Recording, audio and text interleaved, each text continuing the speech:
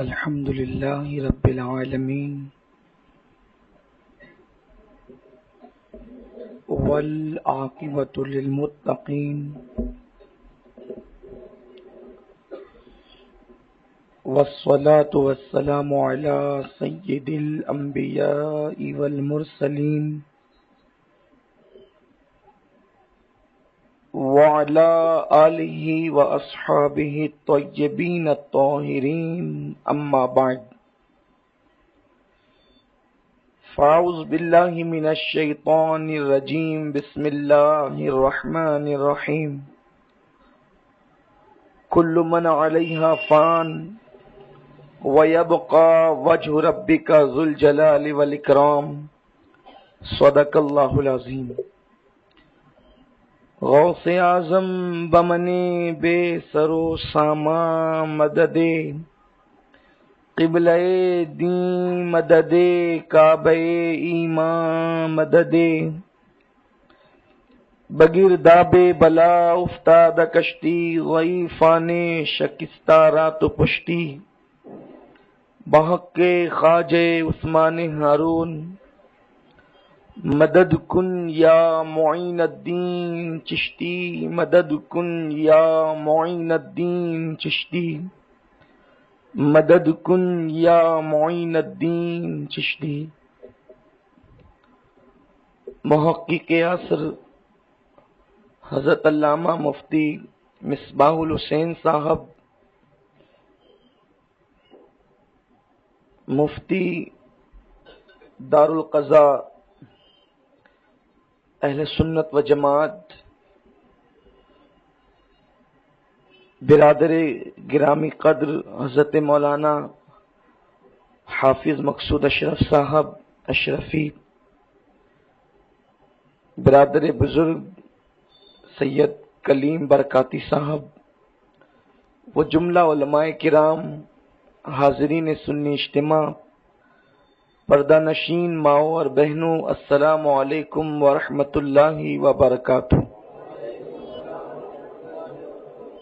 آئیے ہم اور آپ مل کر انتہائی عقیدت و محبت کے ساتھ اپنے اور ساری کائنات کے مرکز عقیدت انیس بے کساں چارہ ساز درد منداں ہم غریبوں کے غم گسار مصطفیٰ جان رحمت حضور احمد مجتبی محمد مصطفیٰ ارواح نافدہ صلی اللہ تعالی علیہ وسلم کی بارگاہ بے کس پناہ میں جس طریقے سے میں پڑھاؤں آپ بھی میرے ساتھ مل کر بآواز بلند پڑھیں. الصلاۃ والسلام علیک یا رسول اللہ، الصلاۃ والسلام علیک یا نبی اللہ. رخ شہ کا داغ لے کے چلے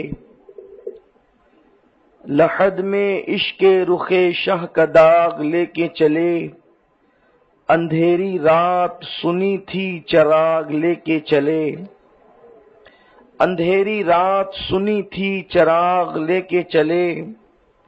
اور یا رسول اللہ تیرے غلاموں کا نقش قدم ہے رائے خدا، تیرے غلاموں کا نقش قدم ہے رائے خدا، وہ کیا بہک سکے جو یہ سراغ لے کے چلے، وہ کیا بہک سکے جو یہ سراغ لے کے چلے. جنا بنے گی محبان چار یار کی قبر، جنا بنے گی محبان چار یار کی قبر، جو اپنے سینوں میں یہ چار باغ لے کے چلے. رضا کسی سگے طیبہ کے پاؤں بھی چومے، رضا کسی سگے طیبہ کے پاؤں بھی چومے، تم اور آہ کہ اتنا دماغ لے کے چلے. میرے پیارے آقا صلی اللہ تعالی، آپ کو یہ معلوم ہے کہ تقریباً ایک ہفتے سے یہ اعلان شہر بھر میں کیا جا رہا تھا کہ آج کی نشست میں سیدنا امام مہدی جنہیں امام منتظر کہتے ہیں، ساری دنیا جن کا انتظار کر رہی ہے، سیدنا امام مہدی امام منتظر رضی اللہ تعالی عنہ کے حوالے سے کچھ معروضات پیش کرنے کی سعادت حاصل کی جائے گی۔ اور ظاہر سی بات ہے کہ آپ جانتے ہیں کہ جہاں پر جناب موسیٰ علیہ السلام کا ذکر ہوگا تو فرعون کا ذکر خود بخود آ جائے گا، جہاں پر امام حسین علی جدی علیہ السلام کا ذکر ہوگا تو یزید کا ذکر خود بخود آ جائے گا، تو جناب ابراہیم علیہ السلام کا جہاں پہ ذکر ہوگا وہاں نمرود کا ذکر خود بخود آ جائے گا، جہاں آدم علیہ السلام کا ذکر ہوگا وہاں شیطان کا ذکر خود بخود آ جائے گا، کیونکہ جب تک کہ رات کا تذکرہ نہیں کیا جائے اس وقت تک دن کی اہمیت پتہ نہیں چلتی، جب تک کہ کفر کی تاریکی بتائی نہ جائے اس وقت تک ایمان کے نور کی اہمیت لوگوں کو معلوم نہیں ہوتی، جب تک کہ باطل کا بطلان ثابت نہ کیا جائے اس وقت تک کہ حق سے لوگوں کو مکمل طور پر آگاہی نہیں ہوتی۔ تو چونکہ امام مہدی رضی اللہ تبارک و تعالی عنہ کا ذکر ہم نے کرنا تھا تو ساتھ ہی ساتھ دجال کذاب کا تذکرہ بھی کرنا تھا، کیونکہ امام مہدی رضی اللہ تعالی عنہ دجال کے ظاہر ہونے کے بعد ظاہر ہوں گے اور اس کی تفصیل ہم آپ کے سامنے پیش کریں گے۔ اس سے پہلے امام مہدی کا ظہور کیوں ہوگا اور امام مہدی کا ظہور کس علاقے میں ہوگا، کس سبب سے ہوگا، وہ ساری باتیں پیش کرنے کے لیے ایک چھوٹی سی تمہید کی ضرورت ہے۔ میرے پیارے آقا صلی اللہ علیہ وسلم کے پیارے دیوانوں، میں آپ کے ذوق پر آپ کو مبارکباد پیش کرتا ہوں کہ شہر مالیگاؤں کے لوگ مرکز کے اجتماع میں شاید اتنی جلدی نہیں پہنچتے، لیکن آج آپ کا جلدی اور اتنی تعداد میں پہنچنا یہ اس ذوق کی شہادت دیتا ہے کہ آپ کے اندر علم سیکھنے کا جذبہ آج بھی موجود ہے۔ میرے پیارے آقا صلی اللہ علیہ وسلم کے پیارے دیوانوں، اور آپ جان رہے ہیں، آپ کو پتا ہے کہ یہ عنوان کیوں منتخب کیا گیا، آج کی نشست کا یہ عنوان کیوں رکھا گیا۔ اس کی وجہ یہ ہے کہ آندھرا پردیش میں، مہاراشٹر کے بمبئی علاقے میں، اسی طرح سے کرناٹک میں، اسی طرح اور علاقوں میں، بلکہ عرب شریف میں بھی، اور اسی طرح سے ہمارے پڑوس کے ملک پاکستان میں بھی الگ الگ انسان کھڑے ہوتے ہیں اور کوئی کبھی کھڑے ہو کر کہتا ہے کہ میں امام مہدی ہوں، میں امام مہدی ہوں، حالانکہ کہنے والے کہتے ہیں کیا پدی اور پدی کا شوربہ، یہ حالات ہیں، لیکن لوگ اپنے آپ کو مہدی کہتے ہیں۔ کبھی تو لوگ خود بخود کوئی سٹیایا ہوا دماغ مہدی ہونے کا دعویٰ کر دیتا ہے، یا کبھی کچھ لوگ جو ہے وہ کسی کو کھڑا کر دیتے ہیں، یا بالخصوص یہ یہود و نصارہ کی سازش ہے کہ یہود و نصارہ یہ چاہتے ہیں کہ ہر دن مسلمان ایسے مسائل کے اندر الجھ جائے، ایسے مسائل اور فتنوں میں پھنس جائے کہ ہم نے ان کے لیے تباہی کے جو جال بچھا رکھے ہیں، مسلمان آپس میں لڑتے رہے مسائل کی بنیاد پر، اور ہم نے جو ان کو تباہ کرنا ہے اس تباہی کی ان کو خبر بھی نہ ہو، اور اس طریقے سے ہم اپنے جو ہے وہ باطل منصوبوں میں کامیاب ہوتے چلے جائیں۔ اس لیے کہ یہود و نصارہ کی عادت یہ ہے کہ اسلام کی آمد کے بعد سب سے زیادہ نقصان اگر کسی قوم کو پہنچا ہے تو یہود و نصارہ کو پہنچا ہے، اور وہ اول دن سے اسلام کے دشمن ہیں، اسلام کو نقصان پہنچانا چاہتے ہیں۔ میرے پیارے آقا صلی اللہ علیہ وسلم کے پیارے دیوانوں، اور سنی دعوت اسلامی کا یہ سرہ امتیاز ہے، جب بھی جیسی ضرورت پڑی سنی دعوت اسلامی نے اس ضرورت کو پورا کرنے کی کوشش کی، جب عمل کی اصلاح کی ضرورت پڑتی ہے تو سنی دعوت اسلامی کے مبلغین اعمال کے حوالے سے گفتگو کرتے ہیں، اور جب عقیدے کی اصلاح کی ضرورت پڑتی ہے تو سنی دعوت اسلامی کے مبلغین عقائد کے حوالے سے گفتگو کرتے ہیں۔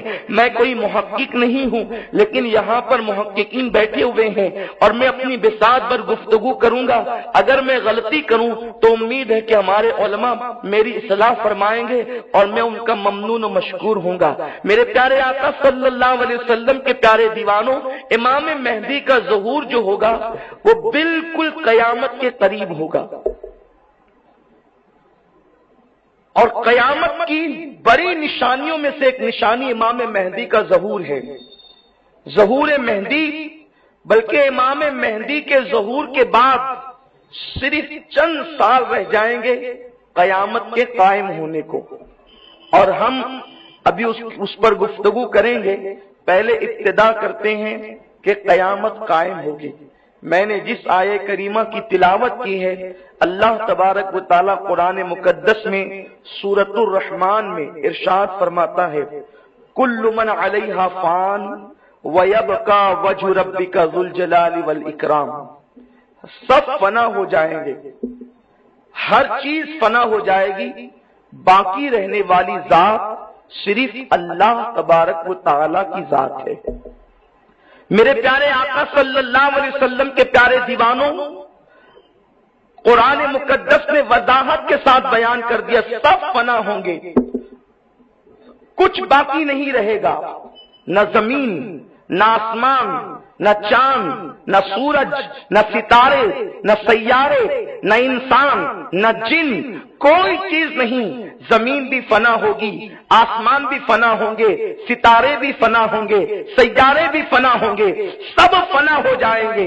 میرے پیارے آقا صلی اللہ علیہ وسلم کے پیارے دیوانوں، باقی رہنے والی ذات صرف اللہ کی ہے۔ تو جب فنا ہوں گے اسی کو قیامت کہتے ہیں۔ تو قیامت کے حوالے سے اللہ تبارک و تعالی نے اپنے پیارے حبیب صلی اللہ علیہ وسلم کو قطعی اور یقینی علم عطا فرمایا۔ جیسے اللہ نے بہت سارے مغیبات پر، بلکہ علم ما کانا وما یکون میرے رسول کو عطا فرمایا، اسی علم ما کانا وما یکون میں قیامت کا علم بھی ہے، اور اللہ نے اپنے حبیب صلی اللہ علیہ وسلم کو علم قیامت عطا فرمایا کہ قیامت کے حالات اللہ کے رسول صلی اللہ علیہ وسلم جانتے ہیں۔ قیامت کا سن، جس سن میں قیامت آنے والی ہے، وہ بھی میرے رسول جانتے ہیں، میرے اور آپ کے آقا جانتے ہیں۔ قیامت کے بعد کے حالات بھی حضور جانتے ہیں، اس لیے کہ قیامت کے بعد کے حالات میرے رسول ہی نے تو بیان فرمائے۔ یہ کس نے بیان کیا کہ اللہ کے عرش کے علاوہ کوئی اور سایہ نہیں ہوگا۔ یہ قیامت کے بعد کی قیامت کا واقعہ نہیں ہے تو اور کیا ہے۔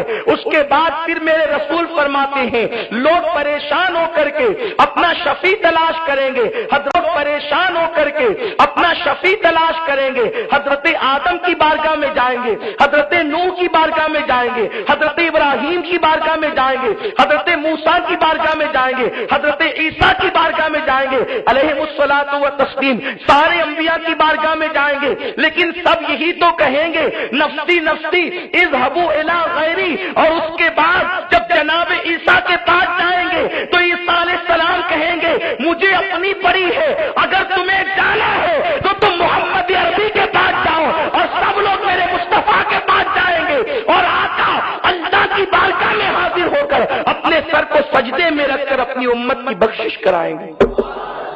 یہ میرے آقا ہی نے تو بیان کیا، بخاری شریف میں یہ حدیث پاک موجود ہے۔ میرے پیارے آقا صلی اللہ علیہ وسلم کے پیارے دیوانوں، جو کہتے ہیں کہ قیامت کا علم رسول کو نہیں، یہ ان کی خام خیالی ہے۔ نادان، تو میرے نبی کو اللہ کا محبوب بھی کہتا ہے اور کہتا ہے کہ قیامت کا علم ان کو نہیں۔ ارے جب تو اپنے محبوب سے کچھ نہیں چھپاتا تو خدا اپنے محبوب سے کیا چھپا رکھے گا۔ محبوب کہتے ہی اس کو ہے جس سے کچھ چھپایا نہیں جاتا۔ اللہ اکبر، وہ ایسا باغیرت رب ہے کہ اس نے سب سے اپنے آپ کو چھپایا، سب سے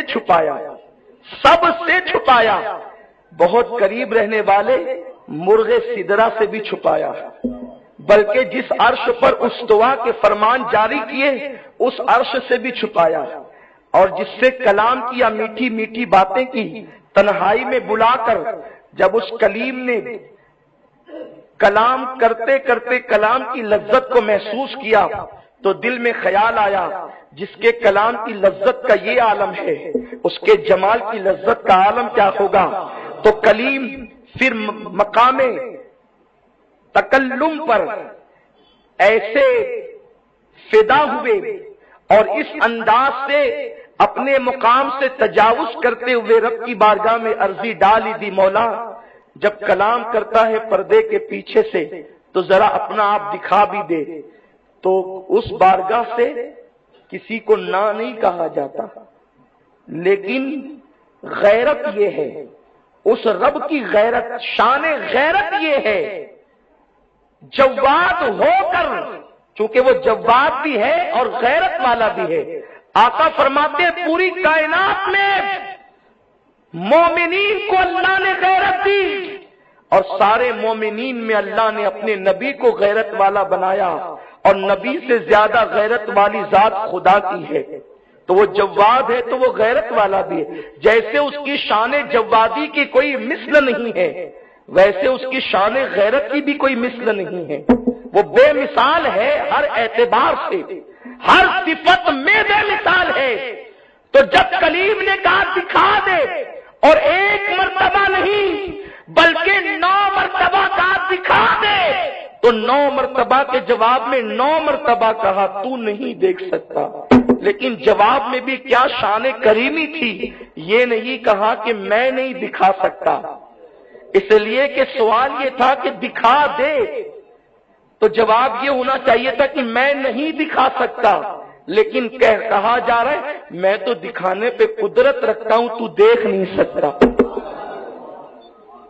تو سب سے چھپایا، اور ایسا چھپایا کہ کہہ دیا هو الاول والآخر والظاہر والباطن، ایسا باطن کہ شے رخ سے زیادہ قریب ہونے کے باوجود بھی نظر نہیں آتا، تصور میں نہیں آتا، تخیل میں نہیں آتا، بیان میں نہیں آتا، زبان میں نہیں آتا، مکان میں نہیں آتا، عرش میں نہیں سماتا، کرسی پر نہیں سماتا، لیکن کہنے والے نے کہا ہے تو دل میں تو آتا ہے، سمجھ میں نہیں آتا، میں جان گیا بس تیری پہچان یہی ہے۔ تو کلیم سے کہا تو نہیں دیکھ سکتا، لیکن جب باری حبیب کی آئی تو حبیب نے کبھی نہیں کہا کہ مولا دکھا دے، کیونکہ حبیب حبیب ہوتا ہے۔ حبیب چادریں ڈال کر سو رہا ہے تو حبیب کو 70,000 فرشتوں کو بھیج کر دولہا بنا کر بلایا جاتا ہے لامکاں پر، اور کہا جاتا ہے تو مجھے دیکھ لے، میں تجھے دیکھ لوں، دیکھنے کا مزہ آج کی رات ہے۔ تو جب اپنی ذات نہیں چھپائی تو اپنی بات کیا چھپائے گا؟ ارے موسیٰ کو بات بتائی، ذات نہیں بتائی، اس لیے کہ ذات ذات ہے، بات بات ہے، تو بات بتائی، ذات نہیں بتائی۔ اور جس کے لیے ذات کو بے نقاب کر دیا اس کے لیے بات کیوں چھپا کر رکھے گا؟ اس لیے ہم اہل سنت کا عقیدہ ہے کہ اللہ نے جتنا چاہا اپنے حبیب کو علم غیب عطا فرمایا، اور اس جتنے میں علم ما کانا وما یکون، یعنی سارے اولین اور آخرین کا علم موجود ہے۔ تو میرے آقا صلی اللہ علیہ وسلم کو قیامت کا دن، قیامت کی تاریخ، قیامت کا سن سب معلوم تھا، لیکن اللہ تبارک و تعالی نے اپنے حبیب صلی اللہ علیہ وسلم کو اس کی اجازت نہیں دی۔ محبوب یہ علم جو ہم نے تمہیں دیا ہے یہ آپ تک رہے، آپ کسی کو نہ بتائیں۔ اس لیے اللہ کے حبیب صلی اللہ علیہ وسلم نے مجمع عام میں اس کو ظاہر نہیں فرمایا، لیکن میرے آقا مصطفیٰ کریم صلی اللہ علیہ وسلم نے ایسی نشانیاں بتا دی کہ اگر اس نشانی پر ہم غور کریں تو ہم بالکل آسانی کے ساتھ اندازہ کر سکتے ہیں کہ قیامت کب قائم ہوگی۔ میرے پیارے آقا صلی اللہ علیہ وسلم کے پیارے دیوانوں، اب آئیے آقا کریم صلی اللہ علیہ وسلم نے جو نشانیاں بتائی ان کو علماء نے، فقہاء نے، متکلمین نے 2 حصوں میں تقسیم کیا ہے، ایک کو چھوٹی نشانیاں اور ایک کو بڑی نشانیاں قرار دیا ہے۔ اور جب تک کہ بڑی نشانیوں کی تعداد تقریباً 10 یا 12 بتائی جاتی ہے، جب تک کہ یہ نشانیوں کا ظہور نہیں ہوگا اس وقت تک قیامت قائم نہیں ہوگی۔ میرے پیارے آقا صلی اللہ علیہ وسلم کے پیارے دیوانوں، میرے آقا صلی اللہ علیہ وسلم نے یہاں تک فرمایا اگر قیامت کو ایک دن بھی بچے گا، ایک دن صرف بچے گا، تو اس ایک دن کو اللہ اتنا طویل کر دے گا کہ اس ایک دن کے اندر اللہ تبارک و تعالی یہ ساری بڑی نشانیوں کو ظاہر کر دے گا. یعنی قیامت قائم ہو ہی نہیں سکتی جب تک کہ یہ 12 نشانیاں یا 10 نشانیاں جو بڑی ہے، جس کو جو ہے وہ آیات کبریٰ بھی کہا گیا ہے، جب تک کہ یہ نشانیاں ظاہر نہیں ہوگی اس وقت تک قیامت قائم نہیں ہوگی. ایسے نہیں ہوگا کہ اچانک کبھی بھی قیامت آ جائے اور کسی بھی دن قیامت آ جائے. اکثر لوگ کوئی پمفلیٹ نکال دیتا ہے کہ فلاں صاحب فلاں جگہ سو رہے تھے اور انہوں نے خواب میں دیکھا کہ اللہ کے رسول تشریف لائے اور کہنے لگے کہ قیامت آنے والی اور فلاں وقت آنے والی ہے اور اس کو چھاپ کر کے بانٹو، جو بانٹے گا وہ کروڑ پتی بن جائے گا. اس نے نہیں بانٹا تو اس کا بیٹا مر گیا، اس کا بھائی مر گیا، اس کا یہ ہو گیا، اس کا اتنے لاکھ کا نقصان ہو گیا. اور میری قوم کا حال تو یہ ہے کہ جہاں پیسوں کی بات آئے پھر وہ نہ جائز دیکھے نہ ناجائز دیکھے، بس آنا کدھر سے چاہیے، یہ قوم کا حال ہے. اور پھر وہ سلسلہ شروع ہو جاتا ہے پمفلیٹ بٹنے کا، اور پھر جب بعد میں خبر آتی ہے تو پتہ چلتا ہے بھائی یہ ناجائز کام ہے، یہ کرتے کیوں ہو؟ کہ ہمارے لیے اب کسی پمفلیٹ کی ضرورت نہیں ہے، ہمارے لیے اللہ کا قرآن اور مصطفیٰ کی حدیث کافی ہے، ہمارے بزرگوں کا نقش قدم کافی ہے. اب ہمیں کسی پمفلیٹ کی ضرورت نہیں ہے. میرے پیارے آقا علیہ السلام کے پیارے دیوانوں، تو عرض یہ کر رہا تھا یہ نشانیوں پر نظر رکھنا احادیث صحیحہ کے اندر، سیاہ ستہ میں اور دوسری کتب احادیث کے اندر یہ نشانیاں بڑی وضاحت کے ساتھ بیان کی گئی. چھوٹی چھوٹی نشانیاں کچھ ظاہر ہو چکی ہے، کچھ ظاہر ہونے والی ہے، لیکن بڑی بڑی نشانیوں میں سے اکثر نشانیاں ابھی ظاہر نہیں ہوئی ہے. جب تک وہ ظاہر نہیں ہو جائے اس وقت تک امام مہدی کا تصور نہیں کیا جا سکتا، اس وقت تک قیامت کا تصور نہیں کیا جا سکتا. آئیے وہ چھوٹی نشانیاں کون کون سی ہے ذرا اس کا ایک جائزہ لے لیتے ہیں. ایک فہرست میں پیش کر دیتا ہوں تاکہ آپ اپنے گھروں تک بھی یہ بات پہنچائیں، کیونکہ ہم لوگ یہ دیکھ رہے ہیں کہ واٹس ایپ پر جو ہے لوگ چھوٹی چھوٹی کلپیں، یہ فلاں صاحب مہندی بن کر آ گئے اور وہ فلاں صاحب یہ بن کر آ گئے اور وہ فلاں صاحب یہ بن کر آ گئے، اس سے یہ باتیں عام ہوتی ہے اور ان کی گفتگو کے اندر اس طریقے سے ہارڈ گفتگو ہوتی ہے، لہجہ ایسا ہوتا ہے کہ آدمی مرعوب ہو جاتا ہے. کیونکہ جو شوبدہ باز لوگ ہوتے ہیں وہ بڑے کرتب جانتے ہیں، وہ سادگی نہیں جانتے، کیونکہ وہ پالتو ہوتے ہیں، وہ تیار کیے ہوتے ہیں. ان کو باضابطہ طور پر جھوٹ کو بولنے پر اور دروغ گوئی کی تربیت دی جاتی ہے تاکہ انسان متاثر ہو جائے اور پھر عورتیں زیادہ متاثر ہوتی ہے. میرے پیارے آقا علیہ السلام کے پیارے دیوانوں، بلکہ میرے آقا نے یہاں تک فرمایا کہ جب دجال نکلے گا تو سب سے زیادہ دجال کا کوئی پیروکار ہوگا تو وہ عورتیں ہوں گی. عورتیں بہت جلدی کسی بھی پروپیگنڈے سے متاثر ہوتی ہے، اس لیے ہماری گفتگو ان تک پہنچائی جائے اور آپ بھی دل کے کانوں سے سنیں. یہ جو چھوٹی چھوٹی نشانیاں ہیں اس کا ذکر کرتے ہیں. پہلی نشانی یہ ہے علم اٹھ جائے گا، علم اٹھا لیا جائے گا. علم اٹھانے کا مطلب یہ نہیں کہ علماء ختم ہو جائیں گے، علماء رہیں گے لیکن اس صلاحیت کے نہیں رہیں گے. عالم سیدی اعلی حضرت امام احمد رضا خان محدث بریلوی جیسا عالم ابھی زیادہ نہیں، صرف 1 صدی گزری ہے. ہم چراغ لے کر نہیں بلکہ سورج لے کر تلاش کریں تو ایسا عالم نظر نہیں آتا. اعلی حضرت کے زمانے میں آپ امام مالک، امام احمد ابن حنبل جیسا عالم تلاش کریں آپ کو نظر نہیں آئے گا. اور جیسے جیسے زمانہ آگے بڑھتا جائے گا علم اٹھتا جائے گا. عالم کہلانے والے تو بہت ہوں گے لیکن علم اتنا نہیں ہوگا. پہلے لوگ 18 سال پڑھتے تھے، 25 سال پڑھتے تھے، 50 سال پڑھتے تھے، پھر بھی ان کے نام کے آگے علامہ لکھا ہوا نہیں ہوتا تھا. آپ نے کبھی نہیں پڑھا ہوگا علامہ خواجہ عثمان ہارونی، علامہ معین الدین چشتی. یہ وہ لوگ ہیں جنہوں نے آدھی زندگی پڑھنے پڑھانے میں گزار دی. بلکہ یہ وہ علماء تھے جس پر نگاہ ڈالی اس کو عالم بنا دیا. لیکن آج 3 سال 4 سال 5 سال پڑھتے ہیں تو بڑے بڑے القابات ہوتے ہیں. میں کسی پر طنز نہیں کر رہا ہوں. لوگ جو ہیں وہ بلکہ ناظم لوگ خاص طور پر جس کو چاہے علامہ بنا دے، اور آج تو علامہ اور مولانا کی اصطلاح اتنی آسان ہے، جس کو داڑھی رکھ کے دیکھی تو پبلک کہتے ہیں مولانا صاحب آپ یہ نہ کریں، یعنی ہر داڑھی والا مولانا ہو گیا. یہ حالات ہیں. تو علم اٹھ جائے گا، یعنی کہ علم کا وہ تبحر، علمی صلاحیت، علم کا وہ معیار لوگوں کے پاس نہیں رہے گا. یہ قیامت کی نشانیوں میں سے ایک نشانی ہے کہ علم اٹھا لیا جائے گا. اور اس کے بعد قیامت کی دوسری نشانی یہ ہے کہ جہالت کی کثرت ہوگی، جہل کی کثرت ہوگی، لوگ جاہل ہوں گے، علم سے ناواقف ہوں گے، علم سے عاری ہوں گے. آج آپ دیکھ لیں قوم کی جہالت کا عالم یہ ہے کہ لوگ قرآن پڑھنا نہیں جانتے.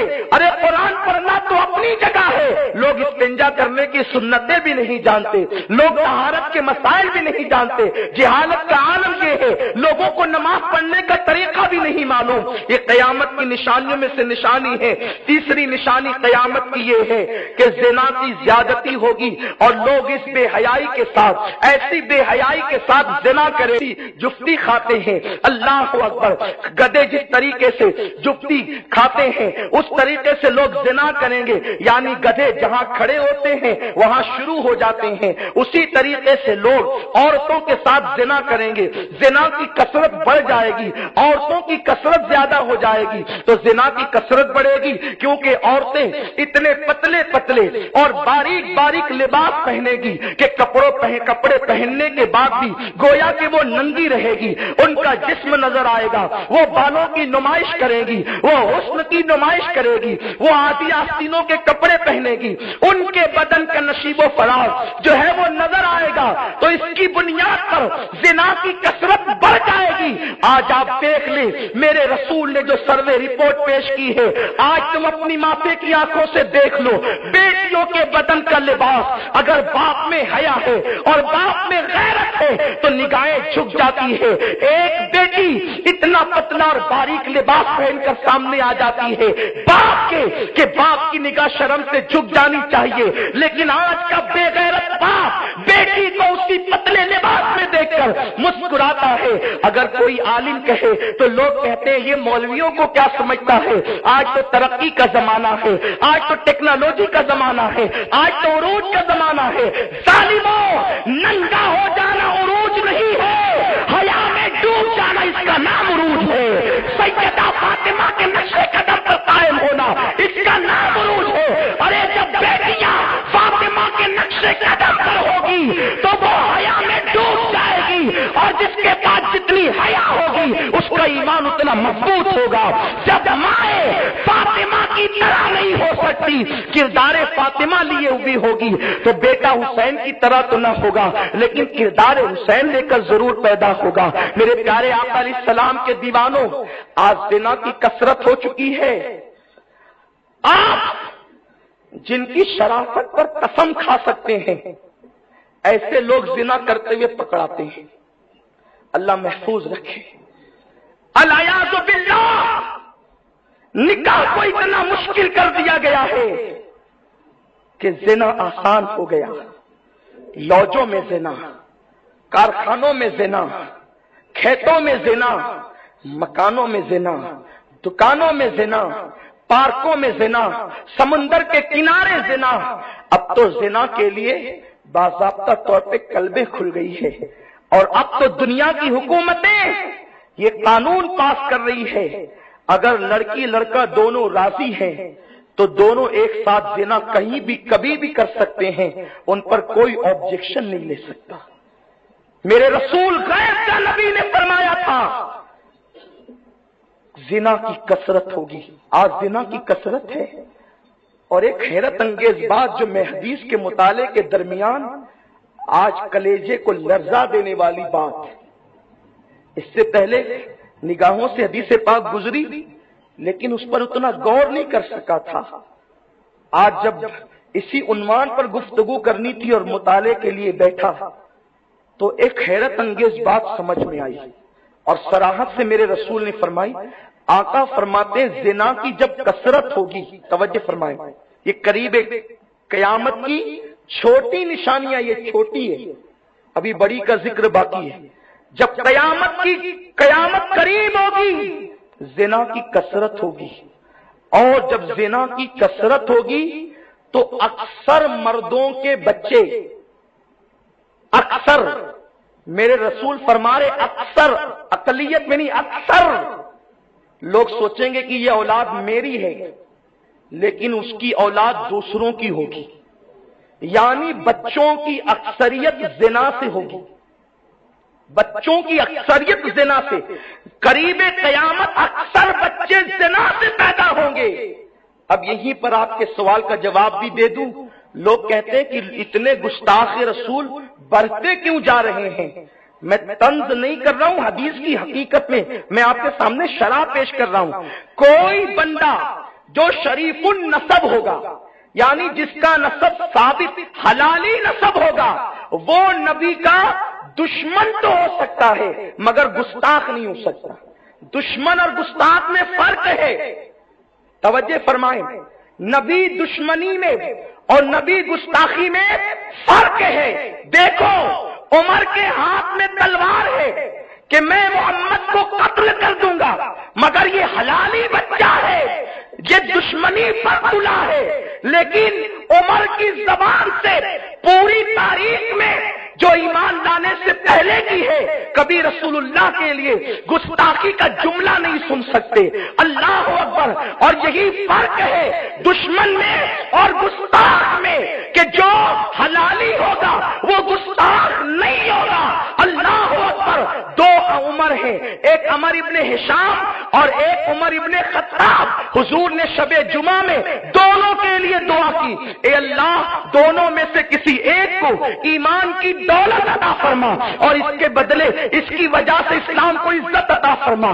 دعا ابو جہل کے لیے بھی ہوئی اور دعا جناب عمر کے لیے بھی ہوئی، لیکن تاریخ گواہ ہے ابو جہل کو ایمان نہیں ملا اور حضرت عمر کو ایمان مل گیا. عمر دشمن تھے، گستاخ نہیں تھے. پتہ چلا دشمن کو ہدایت مل سکتی ہے، گستاخ کو ہدایت نہیں مل سکتی. تو جو موجودہ دور میں مشرکین ہیں، جو بتوں کے پجاری ہیں، اس اصطلاح میں وہ میرے نبی کے دشمن ہیں، لیکن ہر دشمن رسول گستاخ نہیں، کیونکہ وہ اپنے طور پہ زندگی گزار رہے ہیں، حضور کی دعوت قبول نہیں کر رہے ہیں مگر وہ گستاخی بھی نہیں کر رہے ہیں. تو جو حلالی ہوگا وہ نبی کی گستاخی. تو قریب قیامت جو نبی کے گستاخ بڑھ جائیں گے. کیوں بڑھیں گے؟ کیونکہ حلالی کم ہو جائیں گے اور لوگ کثرت کے ساتھ زنا سے پیدا ہوں گے تو وہ نبی کی توہین کریں گے، گستاخیاں کریں گے. اب چاہے وہ کوئی ہو، چاہے سلمان رشدی جیسا ہو یا پھر قادیانی جیسا ہو یا پھر اور کسی طرح ہو، کوئی ہو، چاہے وہ انگریزوں کا پالا ہوا سلمان رشدی کالج کا نکلا ہوا ہو یا انگریز کا پالا ہوا کوئی دارالعلوم سے نکلا ہوا ہو، جو گستاخی کرے قرآن وضاحت کے ساتھ کہتا ہے. میں قرآن پیش کر رہا ہوں، آپ برا نہیں مانے، میں قرآن پڑھ رہا ہوں. اللہ فرماتا ہے وَتُلِّمْ بَعْدَ ذَلِكَ ظَنِيمٌ. حبیب جس نے تجھے مجنون کہا، جس نے تیری شان میں توہین کی، وہ تو اپنے باپ کا بیٹا ہی نہیں ہے بلکہ وہ تو دوسرے کے نطفے سے ہے. اور مولوی اشرف علی تھانوی صاحب نے ترجمہ یہ کیا، میں ان کا ترجمہ پڑھ رہا ہوں. تھانوی صاحب لکھتے ہیں کہ حبیب جس نے تیری توہین کی وہ تو حرامی بچہ ہے. انہوں نے یہ لکھا، حالانکہ اعلیٰ حضرت نے جو ترجمہ کیا ترجمے کی ندرت پہ قربان جائے، بات بھی کہی اور قلم کی لاج بھی رکھی، قرآن کے تقدس کو بھی سامنے رکھا. کہتے ہیں حبیب جس نے تیری توہین کی اس کی اصل میں خطا ہے، اس کی یہ امام احمد رضا کا انداز ہے، یہ ان کا علم ہے، یہ ان کی علمی طہارت ہے، یہ ان کے قلم کی ندرت ہے کہ اس کی اصل میں خطا ہے. چاہے وہ کہہ لو چاہے یہ کہہ لو، دونوں ہم مانا ہے، لیکن قرآن کو کے ترجمے کو ملحوظ رکھتے ہوئے امام نے لکھا. تو بہرحال آقا فرماتے زنا کی کثرت ہوگی.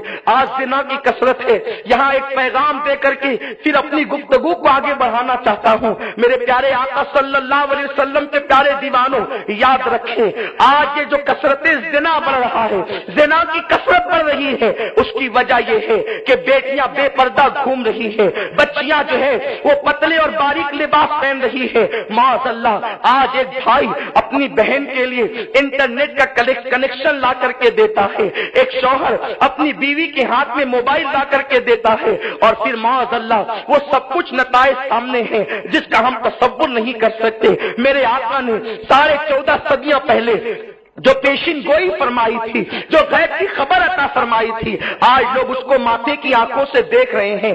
اس لیے بے پردگی کا خاتمہ کرو، بے پردگی سے بیٹیوں کو بچاؤ، بے پردگی سے بہنوں کو بچاؤ، باریک اور پتلے لباس کا بائیکاٹ کرو، کیونکہ میرے آقا نے ارشاد فرمایا یہاں پر بہت سے بھائی بھی ہیں جن کی بہنیں ہوگی، یہاں کچھ شوہر ہیں جن کی بیویاں ہوگی، بہت سارے باپ ہیں جن کی بیٹیاں ہوگی۔ ہر ماں باپ ذمہ دار، ہر بھائی ذمہ دار، ہر شوہر ذمہ دار۔ میرے آقا فرماتے ہیں جس شوہر کی بیوی، جس باپ کی بیٹی، جس بھائی کی بہن بے پردہ بازاروں میں گھومتی ہے، پتلے اور باریک لباس پہنتی ہے اور وہ منع نہیں کرتے، ایسے لوگ دیوس ہے، اللہ نہ ان کی نمازیں قبول کرتا ہے نہ ان کی دعائیں قبول کرتا ہے۔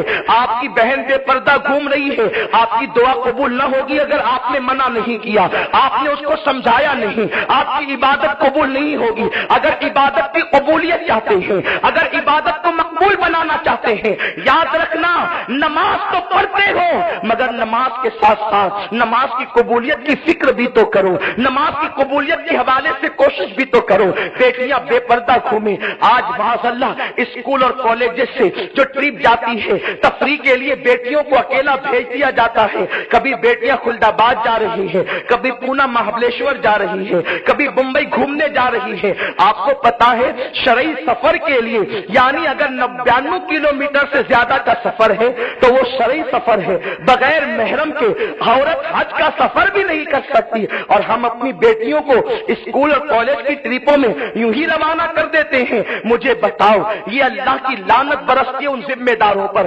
اس لیے اے میرے پیارے آقا علیہ السلام کے پیارے دیوانوں، اللہ سے ڈرو، اپنی فکر کو تبدیل کرو۔ مومن حالات کے تقاضے کے تحت اپنے آپ کو نہیں بدلتا، مومن حالات کو بدل دیتا ہے لیکن قرآن و سنت پر قائم رہتا ہے۔ میرے پیارے آقا علیہ السلام کے پیارے دیوانوں، تو بہت گفتگو لمبی نہ ہو جائے اس لیے میں اشارے دے کر آگے بڑھتا ہوں کہ آقا فرماتے ہیں کہ زنا کی کثرت ہوگی اور کثرت کے ساتھ زنا سے بچے پیدا ہوں گے۔ جب زنا بڑھے گا تو بچے بھی کثرت سے زنا سے پیدا ہوں گے۔ اور ایک بات یہاں بتا دوں، ہندوستان کی سرزمین پر تو کچھ لوگوں کا منصوبہ یہ ہے کہ مسلمانوں کو اس طریقے سے ذلیل کیا جائے کہ مسلم بچیوں کے شکم میں غیروں کے بچے پرورش پائے۔ اس مشن کو برسوں سے پھیلایا جا رہا ہے اور معاذ اللہ ہماری بچیاں آج اللہ اکبر غیر لڑکوں کے ساتھ اسکول اور کالجز میں افیئر کا شکار ہوتی ہے اور معاذ اللہ پھر اپنا سب کچھ کھو دیتی ہے۔ میں نہیں کہتا اسکول نہ پڑھاؤ، میں نہیں کہتا کالج نہ پڑھاؤ، میں نہیں کہتا یونیورسٹی نہ بھیجو، سب کرو لیکن اسلام کے قانون کی پابندی کے ساتھ کرو، پردے کی پابندی کے ساتھ کرو۔ اپنی بیٹیوں کے اندر غیرت فاطمی پیدا کر دو۔ اور سیدہ فاطمہ کے بارے میں آپ سن چکے ہیں، فاطمہ الزہرا سلام اللہ علیہا کی غیرت کا عالم یہ تھا کہ آپ کے سر کے دوپٹے کو بھی کبھی چاند و سورج نے نہیں دیکھا، اسی کو امام کہتے ہیں جس کا آنچل نہ دیکھا مو محل نے، اس ردائے نزاہت پہ لاکھوں سلام۔ اس لیے میرے پیارے آقا کے پیارے دیوانوں، اللہ اس لعنت سے ہمیں بچائے۔ پھر میرے آقا فرماتے ہیں مرد کم ہو جائیں گے، عورتوں کی تعداد زیادہ ہو جائے گی، حتیٰ کہ ایک ایک مرد کی سرپرستی میں 50 عورتیں ہوں گی۔ ابھی یہ پیشن گوئی پوری نہیں ہوئی۔ ہمارے علماء اور فقہاء نے بالخصوص محقق عصر حضرت علامہ مفتی فیض احمد اویسی رحمت اللہ تعالی علیہ، جو تقریباً 2000 سے زائد کتابوں کے مصنف ہے، حضور مفتی اعظمین علیہ رحمہ کے خلیفہ ہیں، آپ فرماتے ہیں کہ ابھی یہ جو پیشن گوئی یہ غیب کی خبر یہ ظاہر نہیں ہوئی، لیکن حالات ایسے بتاتے ہیں کہ بہت جلد ایسا دور آئے گا۔ اب یہاں ایک بات عرض کر دوں کہ جب یہ چھوٹی پیشن گوئی ہے، ابھی یہ پوری نہیں ہوئی تو ابھی وہ بڑی کہاں سے پوری ہوگی؟ تو جو آج اجلت میں امام مہدی بن کر کے باہر آ رہے ہیں تو ان کو معلوم ہونا چاہیے کہ حدیث میں ایک کنڈیشن ہے، شرائط ہیں، اس کے بعد امام مہدی آئیں گے، اور امام مہدی اسی طرح اچانک ایسے نہیں آ جائیں گے، اس کی کچھ نشانیاں ہیں اور اس کے کچھ آثار ہیں، اس آثار کے مطابق آئیں گے۔ تو آج تو حالت یہ ہے کہ پورے ہندوستان میں، ہمارے ملک ہندوستان کا حال یہ کہ آج بیٹیوں کی قلت ہے۔ آج جگہ جگہ جو ہے وہ ہمارے ہندوستان کے جو حکومتی ادارے ہیں وہ یہ بورڈ لگا رہے ہیں کہ بیٹیوں کو پیدا ہونے دو، بیٹیوں کو پیدا ہونے دو، اور کہیں پر لکھا ہوتا آئی ملا زنم گھیو دے، ایسا کچھ لکھا ہوتا ہے، یعنی کہ ماں مجھے پیدا ہونے دے، میری پیدائش ہونے دے۔ میں مراٹھی اتنی نہیں جانتا ہوں، یہ اور بات ہے کہ پیدا مہاراشٹر میں ہوا ہوں، لیکن سمجھتا ہوں، بول نہیں پاتا ہوں، کیونکہ بے ہنر و بے تمیز کس کو ہوئے ہیں عزیز۔ بہرحال اگر کہیں کوئی غلطی ہو تو نظر انداز نہ کیجیے گا، اطلاع کر دیجیے گا، آگے اصلاح ہو جائے گی انشاءاللہ۔ تو میرے پیارے آقا علیہ السلام کے پیارے دیوانوں، تو عورتوں کی کثرت ہوگی۔ تو ہندوستان میں تو ابھی عورتوں کی کثرت فی الحال نہیں ہے، بلکہ بعض علاقے ہندوستان کے صوبہ جات ایسے ہیں جہاں کثرت ہے، اور بعض علاقے ایسے ہیں جیسے پنجاب وغیرہ کا علاقہ کہ وہاں پر تو لڑکے 50 سال کے ہو جا رہے ہیں لیکن ان کی شادیاں نہیں ہو پا رہی۔ کیوں نہیں ہو پا رہی پنجاب میں؟ اس لیے نہیں ہو پا رہی ہے کہ وہاں بیٹیاں نہیں ہیں، اگر بیٹیاں ہو تو وہ شادیاں کرے۔ یہ حالات ہیں، یہ جو ہے وہ گزشتہ 6 مہینے کی خبروں کا میں ماحصل آپ کے سامنے پیش کر رہا ہوں۔ تو میرے پیارے آقا علیہ السلام کے پیارے دیوانوں، یہ حالات ہیں۔ تو ابھی یہ نشانی ظاہر نہیں ہوئی، لیکن آقا کریم صلی اللہ علیہ وسلم فرماتے عورتوں کی کثرت ہوگی۔ پھر اس کے بعد آقا فرماتے ہیں کہ بڑے دجال کے علاوہ، جو بڑا دجال ہوگا جو امام مہدی کے زمانے میں ہوگا، اس کے علاوہ آقا فرماتے ہیں میری امت میں 30 دجال کذاب پیدا ہوں گے جو نبوت کا دعویٰ کریں گے، جھوٹے نبوت کے دعوے دار ہوں گے۔ اس میں سے کئی پیدا ہو چکے اور کئی پیدا ہونے کے باقی ہیں۔ ابھی یہ پوری مکمل طور پر، جیسے کہ مسلمہ کذاب نے دعویٰ کیا، اس کے بعد اسود انسی نے دعویٰ کیا، غلام احمد قادیانی نے دعویٰ کیا، اس طرح بہت سارے لوگوں نے دعوے کیے، لیکن ان کی مٹی پلید ہوئی، لوگوں نے ان کو قبول نہیں کیا۔ یہ میرے نبی کی غیب کی خبر جو ہے وہ سچی ثابت ہونی تھی، اور سچی ثابت ہوئی کہ وہ جھوٹے ثابت ہوئے۔ آقا فرماتے ہیں مال کی کثرت ہوگی، مال کی بڑی فراوانی ہوگی، بلکہ آقا کریم صلی اللہ علیہ وسلم یہاں تک فرماتے ہیں نہر فرات اپنے خزانوں کو اگل دے گی، فرات سے خزانے نکلیں گے۔ اب یہ خزانے نکلنے سے مراد یہ بھی علماء نے لیا ہے کہ وہاں پر توجہ فرمائیں، یہ میرے رسول کا فرمان ہے، قربان جائیں میرے نبی کی فصاحت پر۔ علماء فرماتے ہیں کہ نہر فرات اپنا خزانہ اگلے گا، اس کا ایک ظاہر معنی یہ ہے کہ فرات سے خزانے نکلیں گے، لیکن نہر فرات سے مراد فرات کی زمین ہے اور وہاں سے خزانے نکلیں گے۔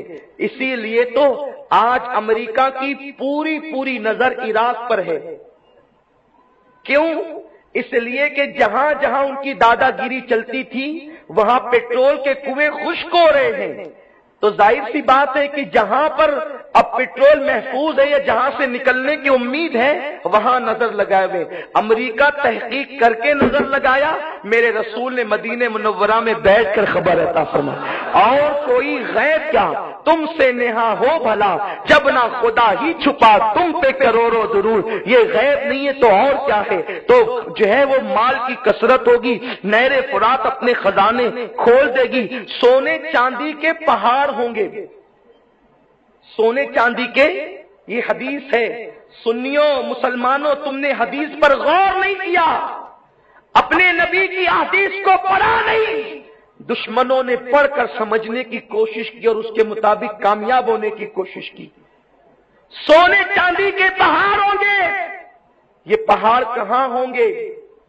افغانستان پر جو امریکہ کا حملہ ہوا، لوگ اس زمانے میں حیران تھے کہ آخر افغان کے چٹیل میدانوں میں کیا جو امریکہ یہاں پر گھسنے کی کوشش کر رہا ہے، تو بعد میں جب تسلط ہوا اور تحقیق ہوئی تو پتا چلا کہ وہاں سونے چاندی کے پہاڑ موجود ہیں۔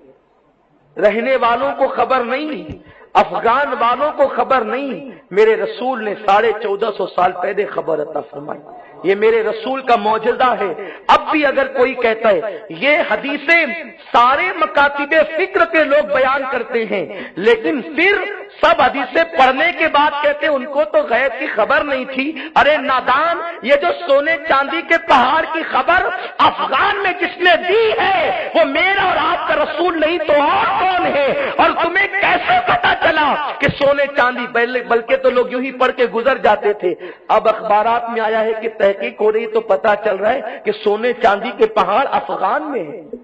آج سے 10-12 سال پہلے ہماری جماعت کے ہمارے استاد عطائے حضور مفتی اعظمین کے استاد نے جب ان سے پوچھا گیا تھا کہ وہاں امریکہ کیوں گھسنا چاہتا ہے، وہاں تو روٹی کا ٹکڑا بھی نہیں ہے، تو انہوں نے کہا تھا کہ وہاں چاندی کے پہاڑ ہیں، قیمتی پہاڑ ہیں۔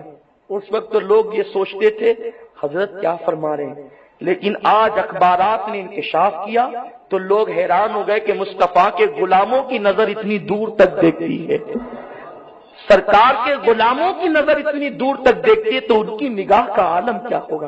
اسی لیے کہتے ہیں قرآن پڑھو، جو جتنا زیادہ قرآن پڑھے گا اتنا زیادہ اس کا فہم بڑھے گا، اتنا زیادہ اس کی عقل بڑھے گی۔ تو میرے پیارے آقا علیہ السلام کے پیارے دیوانوں، اس کے بعد میرے سرکار فرماتے ہیں، اور آج پوری دنیا دولت مند ہو رہی ہے، پوری دنیا دولت مند ہو رہی ہے۔ بلکہ آپ دیکھیں نا، عربوں کو پہلے بیچارے اونٹ چراتے تھے، آج سب سے مالدار لوگ وہ کہلا رہے ہیں۔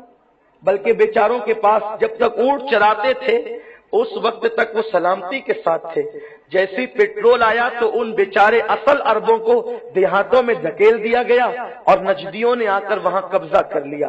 لیکن بہت دنوں تک غاصبوں کی زندگی نہیں رہتی، اللہ تعالیٰ حقدار کو اس کا حق عطا فرما دیتا ہے۔ تو قیامت کی نشانی میں ایک نشانی یہ بھی ہے کہ ملک عرب میں کھیتی، باغ اور نہر جاری ہو جائے گی۔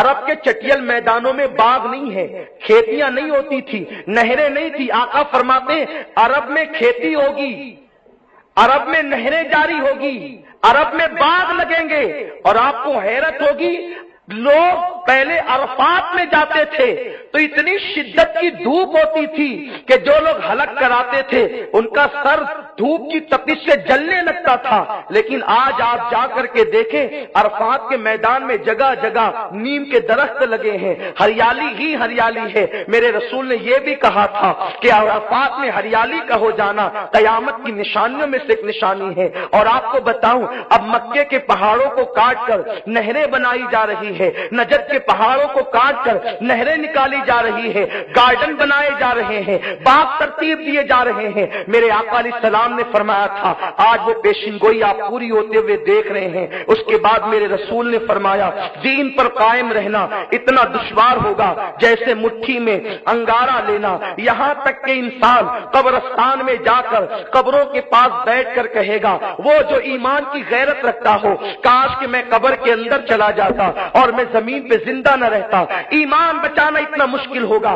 آج آپ دیکھیں معاذ اللہ، گستاخوں کا ٹولہ ایک طرف، فلموں کا ماحول ایک طرف، گناہوں کی گندگی ایک طرف، انٹرنیٹ کی گندگی ایک طرف، ٹی وی چینلوں کی گندگی ایک طرف، یہ سارا گندگی کا ماحول ہے۔ اور اس میں شریف مومن اپنے ایمان کو بچانے کے اندر بہت زیادہ پریشان ہے کہ ایمان بچے تو کیسے بچے۔ معاذ اللہ، انسان گھر سے یہ تصور کر کے نکلتا ہے کہ دل میں تقوی کو بسانا ہے، لیکن جو ہے وہ پکچر کے پوسٹر لگے ہیں، دکانوں پر گندی تصویروں کے بورڈ لگے ہیں، یہ ساری گندگی جو ہے وہ معاذ اللہ انسان کے ایمان کو خطرے میں ڈالتی ہے۔ بلکہ اللہ اکبر، میرے پیارے آقا علیہ السلام کے پیارے دیوانوں، آج دولت دے کر، ڈالر دے کر، پیسے دے کر ایمان کا سودا کرنے کی کوشش کی جا رہی ہے، مگر میرے رسول نے فرمایا کہ انگاروں کو ہاتھوں میں لینا جتنا مشکل اور دشوار ہوگا اتنا ہی دین پر قائم رہنا رہنا مشکل ہوگا۔ آقا فرماتے ہیں وقت سے برکت ختم ہو جائے گی،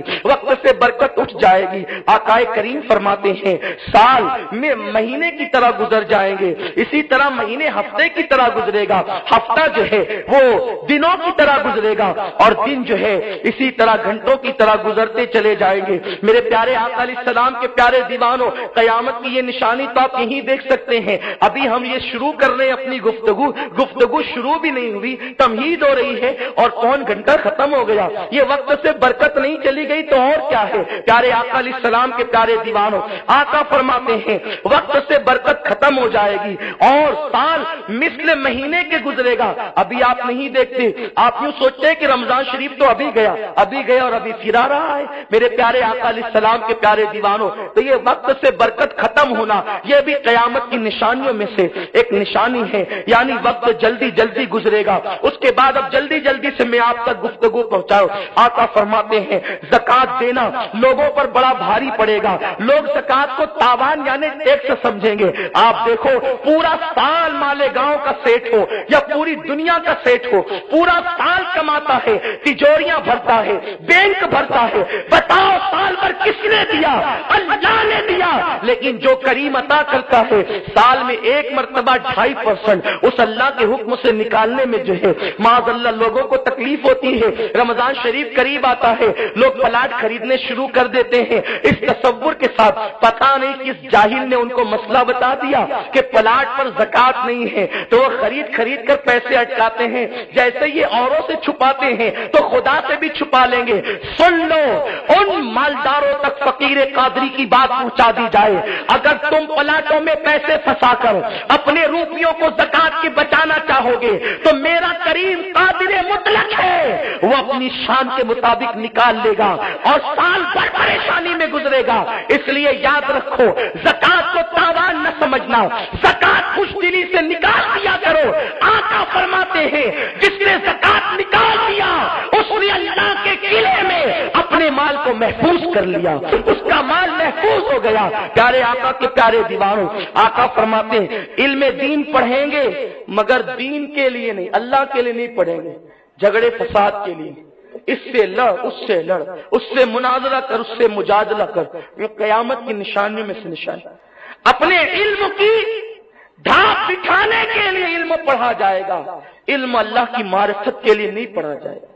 پھر اس کے بعد فرماتے ہیں مرد اپنی عورت کا موتی ہوگا، اطاعت گزار، یعنی وہ جی حضور اگر کسی کو کہے گا تو اپنی بیوی کو کہے گا۔ آج عورتیں قبلہ بن گئی نا، لوگ موتی ہو گئے، مالیگاؤں کی زبان میں لوگ جورو کے غلام ہوتے جا رہے ہیں۔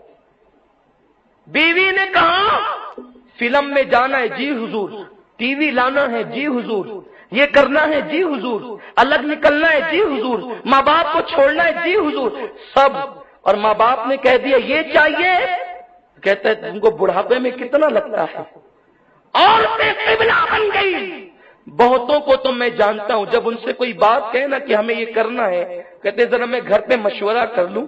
جب میں ذہن پہ زور دیتا ہوں یا اللہ اس کے گھر میں ایسا مدبر کون ہے جس سے یہ مشورہ کرے گا، تو خوب ذہن پہ زور دینے کے بعد پتہ چلتا ہے اس کی ناقص العقل عورت کے علاوہ کوئی بھی تو اس کے گھر میں ہے نہیں، اور یہ اس سے مشورہ کرے گا۔ حالانکہ میرے رسول نے فرمایا تھا عورتوں کو خواب نہ بیان کرو، عورتوں کو خواب نہ بتاؤ، ان سے مشورے نہ کرو۔ مشورے مردوں سے کیے جاتے ہیں عورتوں سے نہیں، لیکن لوگ عورتوں سے مشورہ کرتے ہیں۔ اب وہ بیچاری ناقص العقل جو مشورہ دے گی تو پھر دیکھ لیجیے۔ اور حال یہ ہے جس گھر کا نظام عورتیں چلائے وہ گھر میں قیامت آتی ہے۔ مجھے تو اپنے ملک کی خیریت کی دعا کرنے کو جی چاہتا ہے، ہمارے ملک کا نظام تو ایک ناری ہی چلا رہی ہے نا، بیچارے پگڑی والے بابا تو صرف ایک پوسٹر پر ہے اور باقی سارا نظام تو عورت کے ہاتھ میں ہے۔ تو یہ بھی قیامت کی نشانیوں میں سے ایک نشانی ہے، لوگ عورتوں کے مطیع ہو جائیں گے، عورتوں کے فرما بردار ہو جائیں گے۔ یاد رکھو اب اس کا یہ مطلب نہیں کہ عورتوں کو مارنا پیٹنا شروع کر دو، عورتوں پہ ظلم کرنا شروع کر دو، نہیں۔ عورت نہ پیر کی جوتی ہے نہ سر کا تاج ہے، عورت پیر کی جوتی بھی نہیں، سر کا تاج بھی نہیں، وہ بائیں پسلی سے پیدا کی گئی ہے، اس کو دل کے قریب رکھو۔ وہ دل کے قریب رہنے کی چیز ہے، اس کو دل کے قریب رکھو۔ اللہ تعالیٰ نے اسی لیے اس کو پیدا کیا، جس کی جو حیثیت ہے اس کو وہ حیثیت دینا چاہیے۔ تو عورتیں قبلہ بن جائے گی، لوگ عورتوں کی فرما برداری کریں گے، اور ایسے مردوں پر میرے رسول نے لعنت بھی کی صلی اللہ علیہ وسلم، جو عورتوں کی فرما برداری کرے، یعنی اسی کے کہنے پہ چلے، وہ صحیح کہے غلط کہے، اسی کے آقا نے اس پہ لعنت کی ہے۔ اس لیے مردوں کو اپنی عقل سے کام کرنا چاہیے، لیکن عذرائے شفقت، اگر بیوی کی تعلیف قلبی کے لیے اس سے مشورہ کر لیا جائے، ماننے کے لیے نہیں، اس کی تعلیف قلبی کے لیے، تو میں سمجھتا ہوں کہ آج کے دور میں کوئی حرج بھی نہیں ہوگا، کیونکہ تعلیف قلبی ایک الگ چیز ہے اور مشورے کو مان لینا الگ چیز ہے۔ بھائی ماننے کی نیت سے الگ چیز ہوتی ہے اور تعلیف قلبی الگ چیز ہوتی ہے۔ پھر آقا فرماتے ہیں ماں باپ کی نافرمانی کی جائے گی، آج نہیں ہو رہا، بلکہ میرے سرکار نے یہاں تک فرمایا ماں اپنا آقا جنے گی، یعنی اولاد ماں کے ساتھ ایسا سلوک کریں گے جیسے آقا اپنے غلاموں کے ساتھ کرتے ہیں۔ آج ماں باپوں کو ڈانٹا جاتا ہے، ماں باپوں کو انگلی دکھائی جاتی ہے، ماں باپ کو آنکھ دکھائی جاتی ہے، جبکہ میرے رسول نے فرمایا ماں باپ سے گفتگو کرنے کا وقت آئے اپنے بازوؤں کو بچھا دو، اپنے کندھے ان کے سامنے یوں نہ مٹکاؤ۔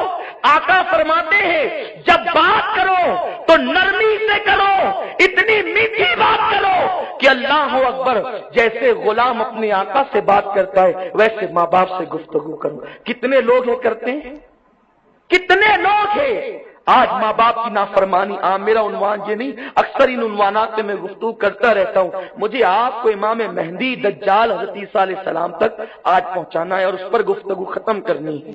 اس کے بعد لوگ اپنے احباب سے میل جول رکھیں گے، دوستوں سے بڑا پیار ہوگا، باپ سے جدائی، دوستوں کے نام پہ ہزاروں روپے خرچ، باپ کے لیے نہیں۔ لوگ باپ سے جدا ہوں گے، دوستوں سے پیار کریں گے، پکنک پر جا رہے ہیں تو ہر جگہ یہی صاحب نکال کر دے رہے ہیں، لیکن جب باپ مانگے تو بھویں تن جاتی ہے۔ لیکن یہ بھی نہیں ہو کہ جب کہیں جا رہے ہیں تو دوسرے ہی کی جیب پر پورا بوجھ بن جاؤ اور خود جو ہے وہ پیسہ سنبھال کر رکھو۔ آقا کریم فرماتے ہیں جو بخیل ہے وہ جہنم سے قریب ہے، وہ اللہ کی رحمتوں سے دور ہے۔ آقا فرماتے بخیل کی زندگی بھی گھٹا دی جاتی ہے، جو بندہ اپنے دوستوں پر جائز خرچ کرتا ہے اللہ اس کی زندگی اور اس کے مال میں برکتیں عطا فرماتا۔ آقا فرماتے لوگ مسجدوں میں چلائیں گے، ہنگامے ہوں گے مسجدوں میں، آپ نہیں سنتے مسجدوں کے اندر لڑائیاں ہو رہی ہے، چلم چلی ہو رہی ہے، مسجدوں کے اندر ہنگامے ہو رہے ہیں، مار پیٹ ہو رہی ہے، اختلافات ہو رہے ہیں، اور کچھ حضرات کی جہالت پر سر پیٹنے کو جی چاہتا ہے کہ انہوں نے مسجد کو ایک اسلامی لاج بنا رکھی ہے، لیکن حق کہنے والے کو لوگ برا ہی سمجھتے ہیں۔ یقیناً میں جانتا ہوں اس کو بھی لوگ مسلکی تعصب کا نام دیں گے، لیکن میرے آقا کے دیوانوں، مسجد کپڑے سکھانے کی جگہ تو نہ تھی، مسجد کھانا کھانے کی جگہ تو نہ تھی، مسجد سونے کی جگہ تو نہ تھی، مسجد اخبار پڑھنے کی جگہ تو نہ تھی۔ 3 دن تک کے، 10 دن تک کے، 40 دن تک مسجدوں میں پڑے رہتے ہیں، سارے معاملات وہیں ہوتے ہیں۔ یہ قیامت کی نشانیوں میں سے ایک نشانی ہے۔ یاد رکھو اپنے گھروں میں رہو، مسجد عبادت کے لیے ہے، مسجد تعلیم کے لیے ہے، مسجد تبلیغ کے لیے ہے، وہاں گندگی کرنے کے لیے نہیں ہے۔ میرے پیارے آقا کے پیارے دیوانوں، وہاں کی چٹائیوں کو غلاظت سے سڑھانے کے لیے نہیں ہے، وہاں کی چٹائیاں بڑی مقدس ہے، لوگ اپنی پیشانیاں وہاں رکھتے ہیں، تو لوگ مسجدوں میں چلائیں گے، لوگ مسجدوں میں لڑتے ہیں، ہنستے ہیں، آوازیں بلند کرتے ہیں۔ آواز بلند کرنے کا مطلب یہ نہیں کہ خطبہ جیسے میں بھی تقریر کر رہا ہوں آپ کہیں گے یہ بھی تو قیامت کی نشانی نہیں۔ آواز بلند کرنے کا مطلب یہ ہے کہ لوگ اپنی لڑائی جھگڑے کی آواز بلند کریں گے، اور جہاں تک تقریروں میں چلانے کی بات ہے، زور سے بولنے کی بات ہے، تو خطبہ کہتے ہی اسے ہیں جو زور سے جذبات میں دیا جاتا ہے۔ حدیث پاک ہے کہ جب میرے سرکار خطبہ دیتے تھے تو کبھی دائیں جھکتے، کبھی بائیں جھکتے، اور حضور کے جذبات ایسے ہوتے کہ کہ حضور کے جذبات سے میرے نبی کا گورا گورا چہرہ سرخ ہو جاتا اور ایسا لگتا حضور عالم جذبات میں منبر سے نیچے تشریف لائیں گے۔ لوگ علماء اہل سنت کو تانا دیتے ہیں، یار تم لوگ چلا کر تقریریں کیوں کرتے ہو؟ نادان تقریر کہتے ہیں اس کو جو چلا کے کی جاتی ہے، خطاب کہتے ہیں اس کو جو چلا کے کیا جاتا ہے، خطبہ کہتے ہیں اس کو جو جذبات میں دیا جاتا ہے، اور جو دھیرے دھیرے ٹھہر ٹھہر کر گفتگو کی جاتی ہے وہ خطبہ نہیں کہلاتا، وہ کلام کہلاتا ہے، وہ بات چیت کہلاتی ہے۔ اب یہ اور بات ہے کہ غوث پاک کے شہروں کو، غوث پاک کے شہروں کو بغداد سے طاقت ملتی ہے تو یہاں کی آواز محلے میں گونج جاتی ہے، یہ الگ بات ہے۔ اور یہ ثبوت بھی ہمیں غوث پاک سے ملتا ہے کہ 70,000 کا مجمع ہوتا، پہلا بندہ قریب بیٹھ کر جیسے سنتا، آخری والا بھی ویسے ہی سنتا، یہ یوں ہی گفتگو میں نہیں۔ توجہ فرمائیں، یہاں یہ نقطہ دے رہا ہوں، شاید آپ کو یہ نقطہ آپ میری زبان سے پہلی بار سنیں۔ غوث پاک کے خطبے کی یہ کرامت ہے، غوث پاک کے خطبے کی کہ پہلا آدمی سنتا 70,000واں وہاں بیٹھ کر دور سنتا۔ گفتگو کا ایسا کیوں نہیں؟ اگر آواز دور تک جاتی تھی تو اپنی خانقاہ میں بیٹھ کر کرتے تھے تو پورے بغداد میں کیوں نہیں گونجتی تھی؟ توجہ آپ کی توجہ ہے کہ نہیں؟ تو گفتگو کی آواز خانقاہ کے باہر نہیں جاتی تھی، لیکن خطبے کی آواز 70,000 تک پہنچتی تھی، جو 70,000 نمبر پر بیٹھا ہے کنارے اس تک۔ تو وہ کیوں پہنچتی تھی؟ یہاں منبر سے زور سے بولی جاتی تھی اسی لیے تو پہنچتی تھی۔ تو گرج گرج کر بولنا یہ غوث پاک کے شیروں کا کام ہے۔ ہاں، اگر لومڑیاں اس پر قدرت نہیں رکھتی تو یہ ان کی برادری ہے، یہ ان کی برادری ہے، لیکن یہ ہنسنے کی بات نہیں، میں حدیث کی تشریح پیش کر رہا ہوں، قیامت کے آثار بتا رہا ہوں۔ تو مسجدوں میں چلایا جائے گا، آوازیں بلند کی جائے گی، فحش آوازیں۔ آقا فرماتے ہیں گانے بازوں کی گھر گھر کثرت ہوگی، گانے باجے گھر گھر عام ہو جائیں گے۔ یہ بھی قیامت کی نشانیوں میں سے ایک نشانی ہے کہ گانے بازوں کی کثرت ہو جائے گی۔ آپ دیکھو گھر گھر گانے باجے، لمبی لمبی داڑیاں ہیں، بڑی بڑی ٹوپیاں ہیں، حاجی صاحب ہے، نمازی صاحب ہے، قاری صاحب ہے، فلاں صاحب ہے، فلاں صاحب ہے، لیکن گھر میں ٹی وی برابر رکھا ہوا ہے۔ دینداروں کو تو آج موقع مل گیا، کیوں بھائی ٹی وی کیوں لائے؟ اس لیے لائے کہ ہمیں دینی چینل دیکھنا ہے۔ اللہ کی قسم کھا کر بتاؤ کیا صرف دینی چینل دیکھتے ہو؟ کہا نہیں، تھوڑا وقت ملتا ہے تو خبر بھی دیکھ لیتے ہیں۔ پھر وہ خبر دیکھتے ہیں تو پھر تھوڑے سے ادھر ادھر کے چینل پر بھی چلے جاتے ہیں۔ یہ سب بہانے ہیں، سب بہانے ہیں۔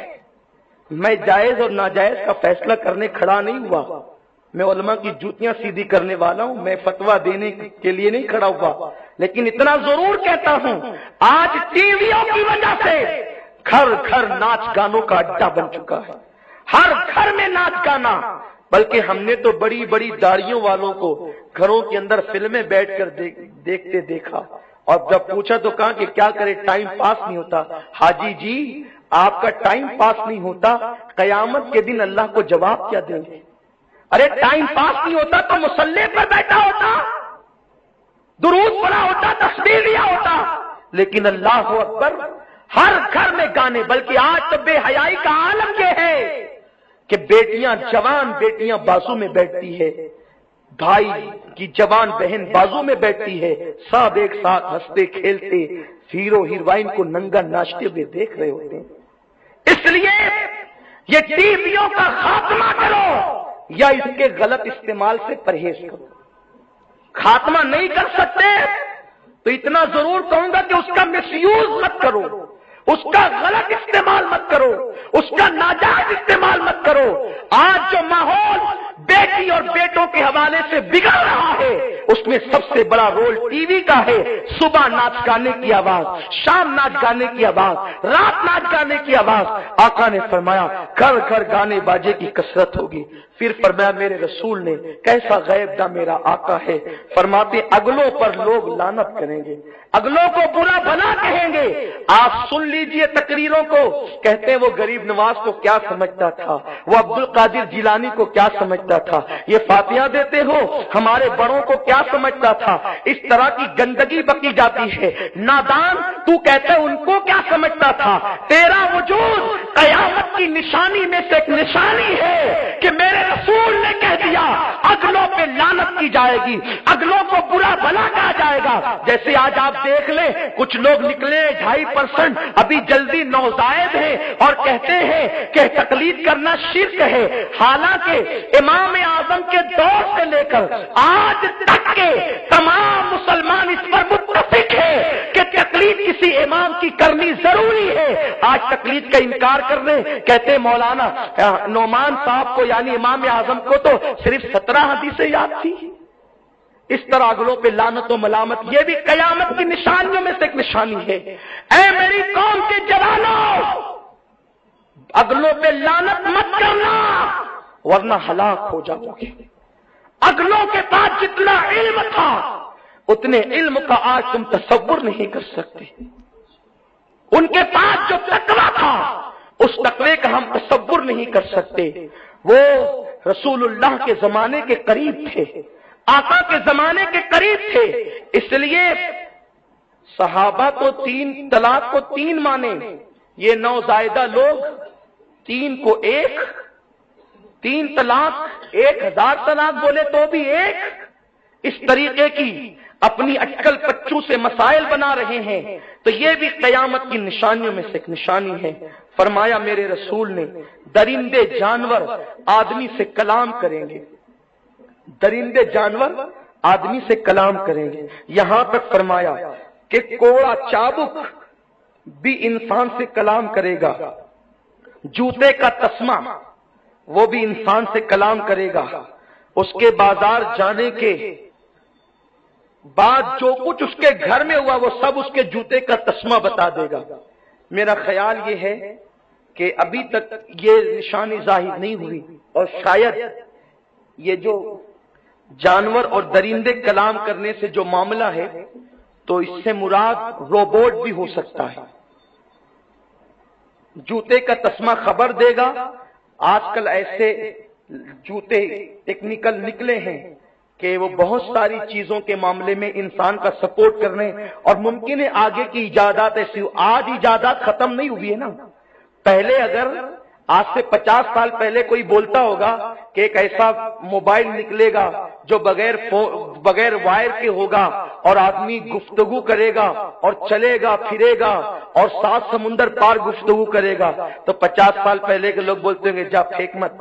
یہ تو کہتے ہوں گے لوگ یہ تیرا دماغ نہیں خراب ہو گیا، پھینک رہے ہیں یہاں بیٹھ کے، کوئی اور ملا نہیں تجھے صبح سے؟ یہ بات لوگ کرتے ہوں گے، نہیں ہے کہ نہیں یہ بات؟ لیکن اب موبائل کا دور ہے اور پتہ نہیں آگے کیسے کیسے موبائل آئیں گے اور کیسی کیسی مشینیں آئیں گی، اور میرے رسول کی نگاہ تو قیامت تک دیکھ رہی ہے، بلکہ میں قیامت تک کیا کہوں، قیامت کے پرے دیکھ رہی ہے، قیامت کے پرے دیکھ رہی ہے۔ تو ایجادات اور بھی ہونی ہے جو آج ہمیں سمجھ میں نہیں آ رہی ہے لیکن آگے ہوگی۔ پھر اس کے بعد آقا فرماتے ہیں ذلیل لوگ جن کو تن کو کپڑے نہیں، پیر میں جوتیاں نہیں، وہ بڑے بڑے محلوں میں بسیں گے، فخر کریں گے۔ آپ ہندوستان میں دیکھ لیں کہ عرب میں دیکھیں جو چرواہے تھے نا، جو اونٹ چراتے تھے، آج ان کی بلڈنگیں دیکھو نجدیوں کی۔ اس کے بعد ہندوستان میں ایک قوم تھی، نام نہیں لوں گا، کہ وہ اگر کسی کنویں پر چلی جاتی تو اس کی کھال کھینچ لی جاتی، وہ کسی مندر میں چلی جاتی تو اس کو زندہ جلا دیا جاتا۔ اس قوم کو چلنے کا عالم یہ تھا، اس قوم کی چلنے کی پوزیشن یہ تھی کہ چلنا ہوتا، ہندوستان کی تاریخ ہے کہ پیچھے جھاڑو باندھ کر چلنا پڑتا، کہ ادھر وہ چلے گا تو ادھر جھاڑو پھرے گی پیر پر تو نقشے قدم مٹیں گے۔ یعنی ہندوستان کے لوگ ان کے نقشے قدم دیکھنے کو بھی توہین سمجھتے تھے۔ اگر وہ وہاں کے پنگھٹ سے پانی پی لے تو اس کے ہونٹ کاٹ دیے جاتے تھے۔ لیکن آج وہی قوم اتنی ترقی کر چکی ہے کہ اب برہمنوں کو پیچھے کیا اور یہ خود بڑے بڑے عہدوں پر فائز ہیں، بڑے بڑے محلوں میں رہ رہے ہیں۔ تو میرے رسول کی پیشن گوئی دیکھ لو، آقا کریم کا فرمان، مسلمانوں ہمارا نبی ہر نبی کا سردار ہے، وہ سید الانبیاء ہیں. ہم نے قدر نہیں کی، ہم نے پڑھا نہیں، ہم نے سمجھا نہیں. میرے رسول پوری سروے رپورٹ پیش کرنے، قیامت آنے سے پہلے ایک ایک بات اپنی نگاہوں سے دیکھ لو. آقا فرماتے ہیں پھر دجال ظاہر ہوگا. اب یہاں سے گفتگو کا اصل آغاز ہو رہا ہے. دجال ظاہر ہوگا. یہ دجال، پہلے دجال سن لئے کون ہے. دجال کا لغوی معنی ہے مکار، فریب دینے والا، شعبدے بتانے والا، اس کو کہتے ہیں دجال. اس دجال کو، جو دجال آخری میں ظاہر ہوگا، تو آپ تھک تو نہیں گئے نا؟ میں اپنی گفتگو جاری رکھوں نا؟ ہاں، کیونکہ یہی یہ عنوان مکمل کرنا ہے آج. پھر اس کے بعد تو پھر آئندہ ہفتے دوسرا عنوان ہوگا انشاءاللہ. اور پھر آپ لوگ جو آج پریشان ہیں، اللہ تعالی ہم سب کو فتنوں سے بچائے. ایک آپ کو پہچان مل جائے کہ ہمیں کون سا عقیدہ قبول کرنا ہے.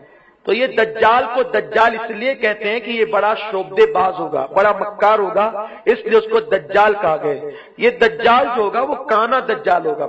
ابھی کچھ لوگ جو ہے نا، ایک بچے کی تصویر پھرا رہے تھے، اس کی پیشانی میں ایک ہی آنکھ تھی، اور سب کہہ رہے تھے دجال پیدا ہو گیا، دجال پیدا ہو گیا.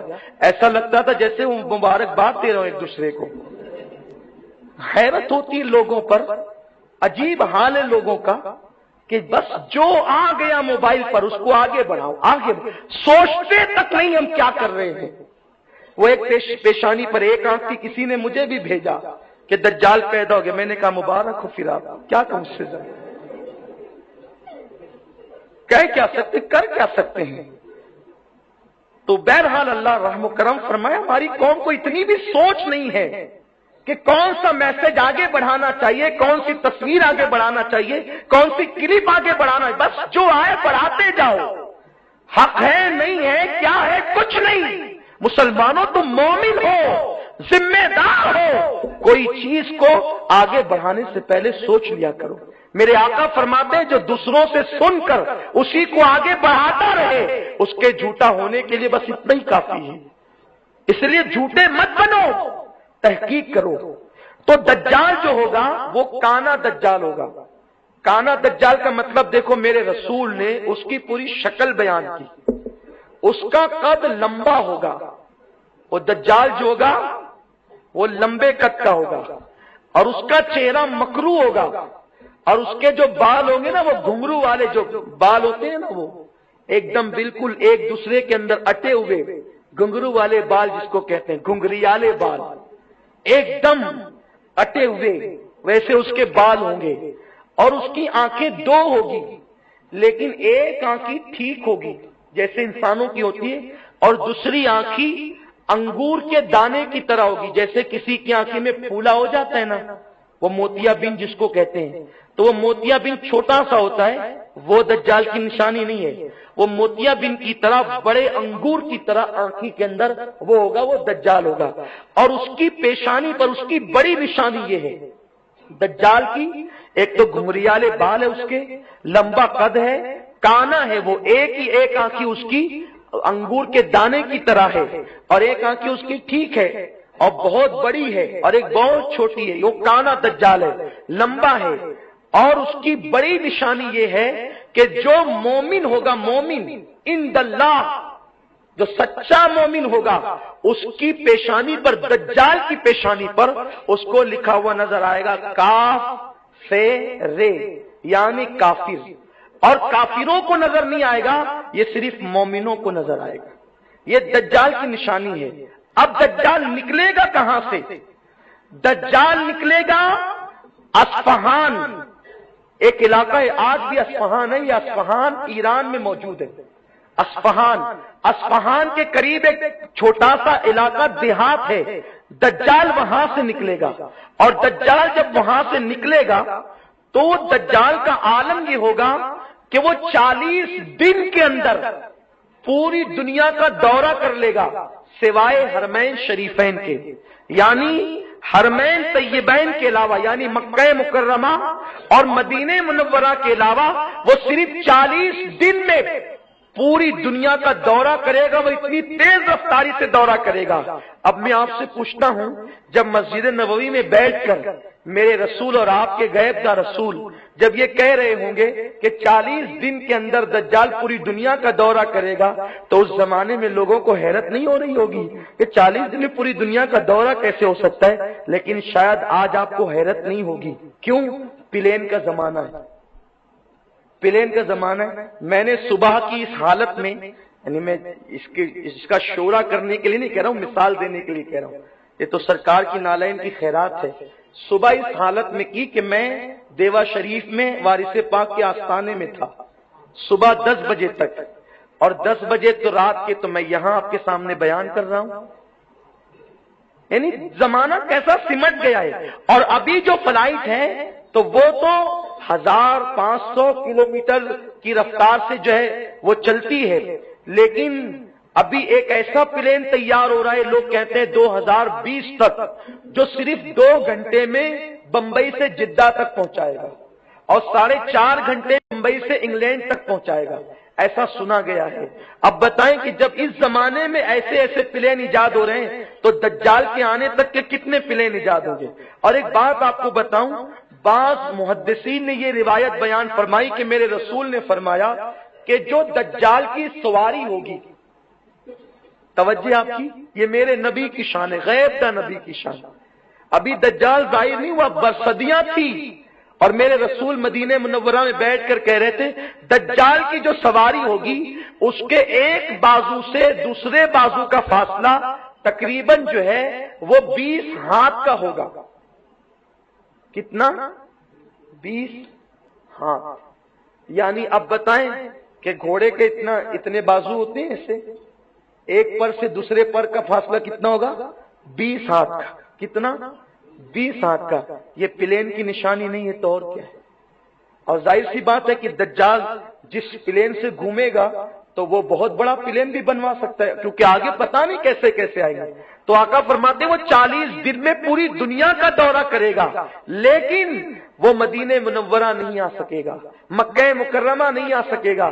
لوگ کہتے ہیں ہم نبی کی طرح، نبی ہماری طرح نادان، تیرے نبی کے شہر کی طرح تو نہیں ہو سکتا کہ رسول اللہ کے شہر میں جانے کی اس کی طاقت نہیں ہوگی، اور جب وہ جائے گا تو اس وقت تو اب یہاں توجہ سے سنیں، جب دجال کا ظہور ہوگا تو اس وقت تو مدینہ منورہ فصیل والا مدینہ شریف بنا ہوا ہوگا، اور اس فصیل میں تقریباً 7 دروازے ہوں گے، اور ہر دروازے پر ایک فرشتہ کھڑا ہوگا، ہر دروازے پر ایک فرشتہ کھڑا ہوگا۔ دجال اندر جانے لگے گا تو فرشتہ اس کو مار کر کے بھگا دے گا۔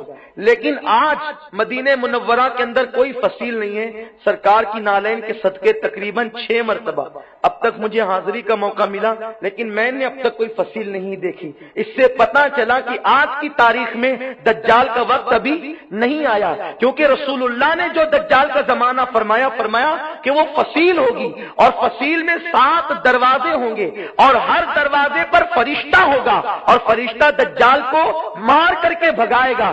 اسی طرح مکہ میں بھی آنے نہیں دیا جائے گا۔ جو دجال 40 دن تک کے دورہ کرے گا، اس کا پہلا دن 1 سال کے برابر، دوسرا دن 1 مہینے کے برابر، تیسرا دن 1 ہفتے کے برابر، اور پھر چوتھے دن سے ریگولر، جیسے 24 گھنٹے کا ایک دن ہوتا ہے ویسے ہی دن ہوں گے۔ یہ جو دجال ہوگا اس کا فتنہ بڑا شدید ہوگا۔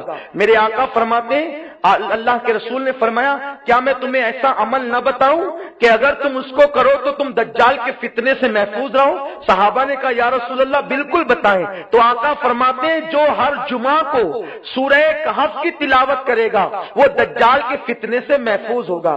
تو یہ جو کانا دجال ہوگا یہ شعبدے باز ہوگا۔ جب یہ ظاہر ہوگا تو پہلے یہ نبوت کا دعویٰ کرے گا، کہے گا کہ میں نبی ہوں معاذ اللہ، اور نبوت کا دعویٰ کر کے بھی اس کا پیٹ نہیں بھرے گا تو وہ کہہ دے گا کہ میں خدا ہوں، اور پھر اس کے پاس ایسی جادو کی طاقت ہوگی کہ وہ شعبدہ دکھائے گا، یعنی وہ لوگوں کی آنکھوں پر جادو کرے گا تو گدھے اور کتے اس کو اپنے ماں باپ دکھنے لگیں گے۔ بھائی جادو آنکھ پر ہو جائے تو کچھ بھی دکھے گا، وہ ماں باپ کو اس کے زندہ نہیں کر سکے گا، لیکن آنکھوں پہ جادو کر کے گدھے اور کتے بیٹے کو ماں باپ کی شکل میں دکھا دے گا تو آدمی سمجھے گا کہ میرے ماں باپ کو اس نے زندہ کر دیا. وہ شوبدہ کرے گا آنکھوں پر تو اچانک چٹیل میدان درختوں میں باغات میں تبدیل ہوں گے, اور وہ اشارہ کرے گا تو شوبدے کی وجہ سے آنکھوں کو یوں لگے گا پانی وہ برسائے گا نہیں, لیکن آنکھوں کو یوں لگے گا پانی برس رہا ہے. لوگ اس کے ساتھ ہوتے چلے جائیں گے, لوگ اس پر جو ہے وہ فدا ہوتے چلے جائیں گے, اور وہ ایک باغ اور ایک آگ ساتھ میں لے کر کے چلے گا. جو اس پر ایمان یعنی جو اس کی بات کو مانے گا وہ اس کو باغ میں ڈال دے گا جو دراصل جہنم ہوگی, اور جو اس کی بات نہیں مانے گا وہ اس کو آگ میں ڈال دے گا جو دراصل سچا باغ ہوگا ایمان والوں کے لیے. پیارے آقا علیہ السلام کے پیارے دیوانوں, تو یہ دجال ہنگامہ مچائے گا. اب جب دجال ہنگامہ مچائے گا, اب توجہ فرمائیں, دجال جب ہنگامہ مچائے گا اور پوری دنیا میں اس کا فتنہ پھیلے گا, لوگ تیزی کے ساتھ اس کے فتنے میں گرفتار ہوں گے. پوری دنیا کے اندر کفر اور کفر کا دور دورہ ہوگا. اسلامی حکومتیں, اسلامی سلطنتیں سب ختم ہو جائے گی. اس وقت اللہ تبارک و تعالی امام مہدی کو ظاہر کرے گا. کب ظاہر کرے گا؟ پہلے دجال آئے گا. دجال کا فتنہ پہلے پھیلے گا, ساری دنیا سے اسلامی حکومتیں ختم ہو جائے گی, تب امام مہدی کا ظہور ہوگا. امام مہدی تب ظاہر ہوں گے. اب یہ کوئی بھی حیدرآباد سے, ممرہ سے, کرناٹک سے کوئی بھی منچلا اٹھ کر کے کھڑا ہوا, میں مہدی علیہ السلام ہوں, ارے تجھے بولنے کی ڈھنگ نہیں, تجھے بولنے کا شعور نہیں, اور کہتا ہے کہ میں مہدی ہوں, مہدی کی شان سنو. پہلے تو یہ نشانی, اگر کوئی یہ کہتا ہے کہ میں مہدی بن کر آ گیا تو کیا دجال آ گیا ہے؟ کہاں ہے دجال؟ آج بھی مومنین اور سخت مومنین, کٹر مومنین زمین پہ موجود ہے. ارے لوگ آج اتنے کٹر مومن ہیں کہ اگر کوئی فروعی مسائل میں غلطی کر دے تو پوری دنیا میں اس کے خلاف ہنگامہ کھڑا کر دیتے ہیں. آج لوگوں میں اتنا تسلب ہے, اتنے متسلب لوگ آج موجود ہیں. تو ایسوں کی موجودگی میں دجال کیسے؟ دجال کی آمد کے وقت تو مٹھی بھر مسلمان ہوں گے, چند ہوں گے, چند. پوری دنیا سے اسلامی حکومت کا خاتمہ ہوگا. آج عرب نام نہاد صحیح, اسلامی حکومت تو ہے. ترکی نام نہاد صحیح, عراق اور دیگر ممالک نام نہاد صحیح, لیکن مسلم ممالک تو ہیں. اس وقت سارے ممالک پر اسلامی حکومت ختم ہوگی, مسجدوں پہ تالے پڑیں گے, مسجدیں ویران ہوگی, تو امام مہدی ظہور پذیر ہوں گے. اب آئیے امام مہدی کی طرف چلتے ہیں. یہ امام مہدی, کچھ لوگ یہ کہتے ہیں کہ وہ پیدا ہو چکے ہیں. یہ چیز حضرت مولانا عبد الرحمن جامی رحمت اللہ علیہ نے شواہد النبوہ میں بھی بیان کیا, لیکن یہ اجماع امت نہیں ہے. یہ امام عبد الرحمن جامی رحمت اللہ تعالی علیہ کی ایک اپنی رائے ہے, اور یہ دراصل شیعوں کا عقیدہ ہے کہ امام مہدی پیدا ہو گئے, اور ان کا عقیدہ یہ ہے کہ وہ امام حسن عسکری کے بیٹے جو 8 سال کی عمر میں غائب ہو گئے, اسی لیے شیعہ ان کو امام غائب بھی کہتے ہیں. لیکن اہل سنت کا عقیدہ کیا ہے, ہمارے بزرگوں کا فرمان کیا ہے؟ سیدی اعلیٰ حضرت امام جلال الدین سیوطی اور علامہ جو ہے وہ محدث دہلوی شیخ عبدالحق محدث دہلوی, ان جیسے بزرگوں کے نظریات کو میں ملا کر پیش کر رہا ہوں. مختار قول اور اصح بات یہی ہے کہ امام مہدی ابھی پیدا نہیں ہوئے. امام مہدی پیدا ہوں گے اور وہ مدینہ منورہ کے اندر پیدا ہوں گے. ان کی پیدائش کہاں ہوگی؟ مدینہ منورہ میں. وہ باپ کی طرف سے امام حسن کی اولاد میں سے ہوں گے اور ماں کی طرف سے امام حسین کی اولاد میں سے ہوں گے.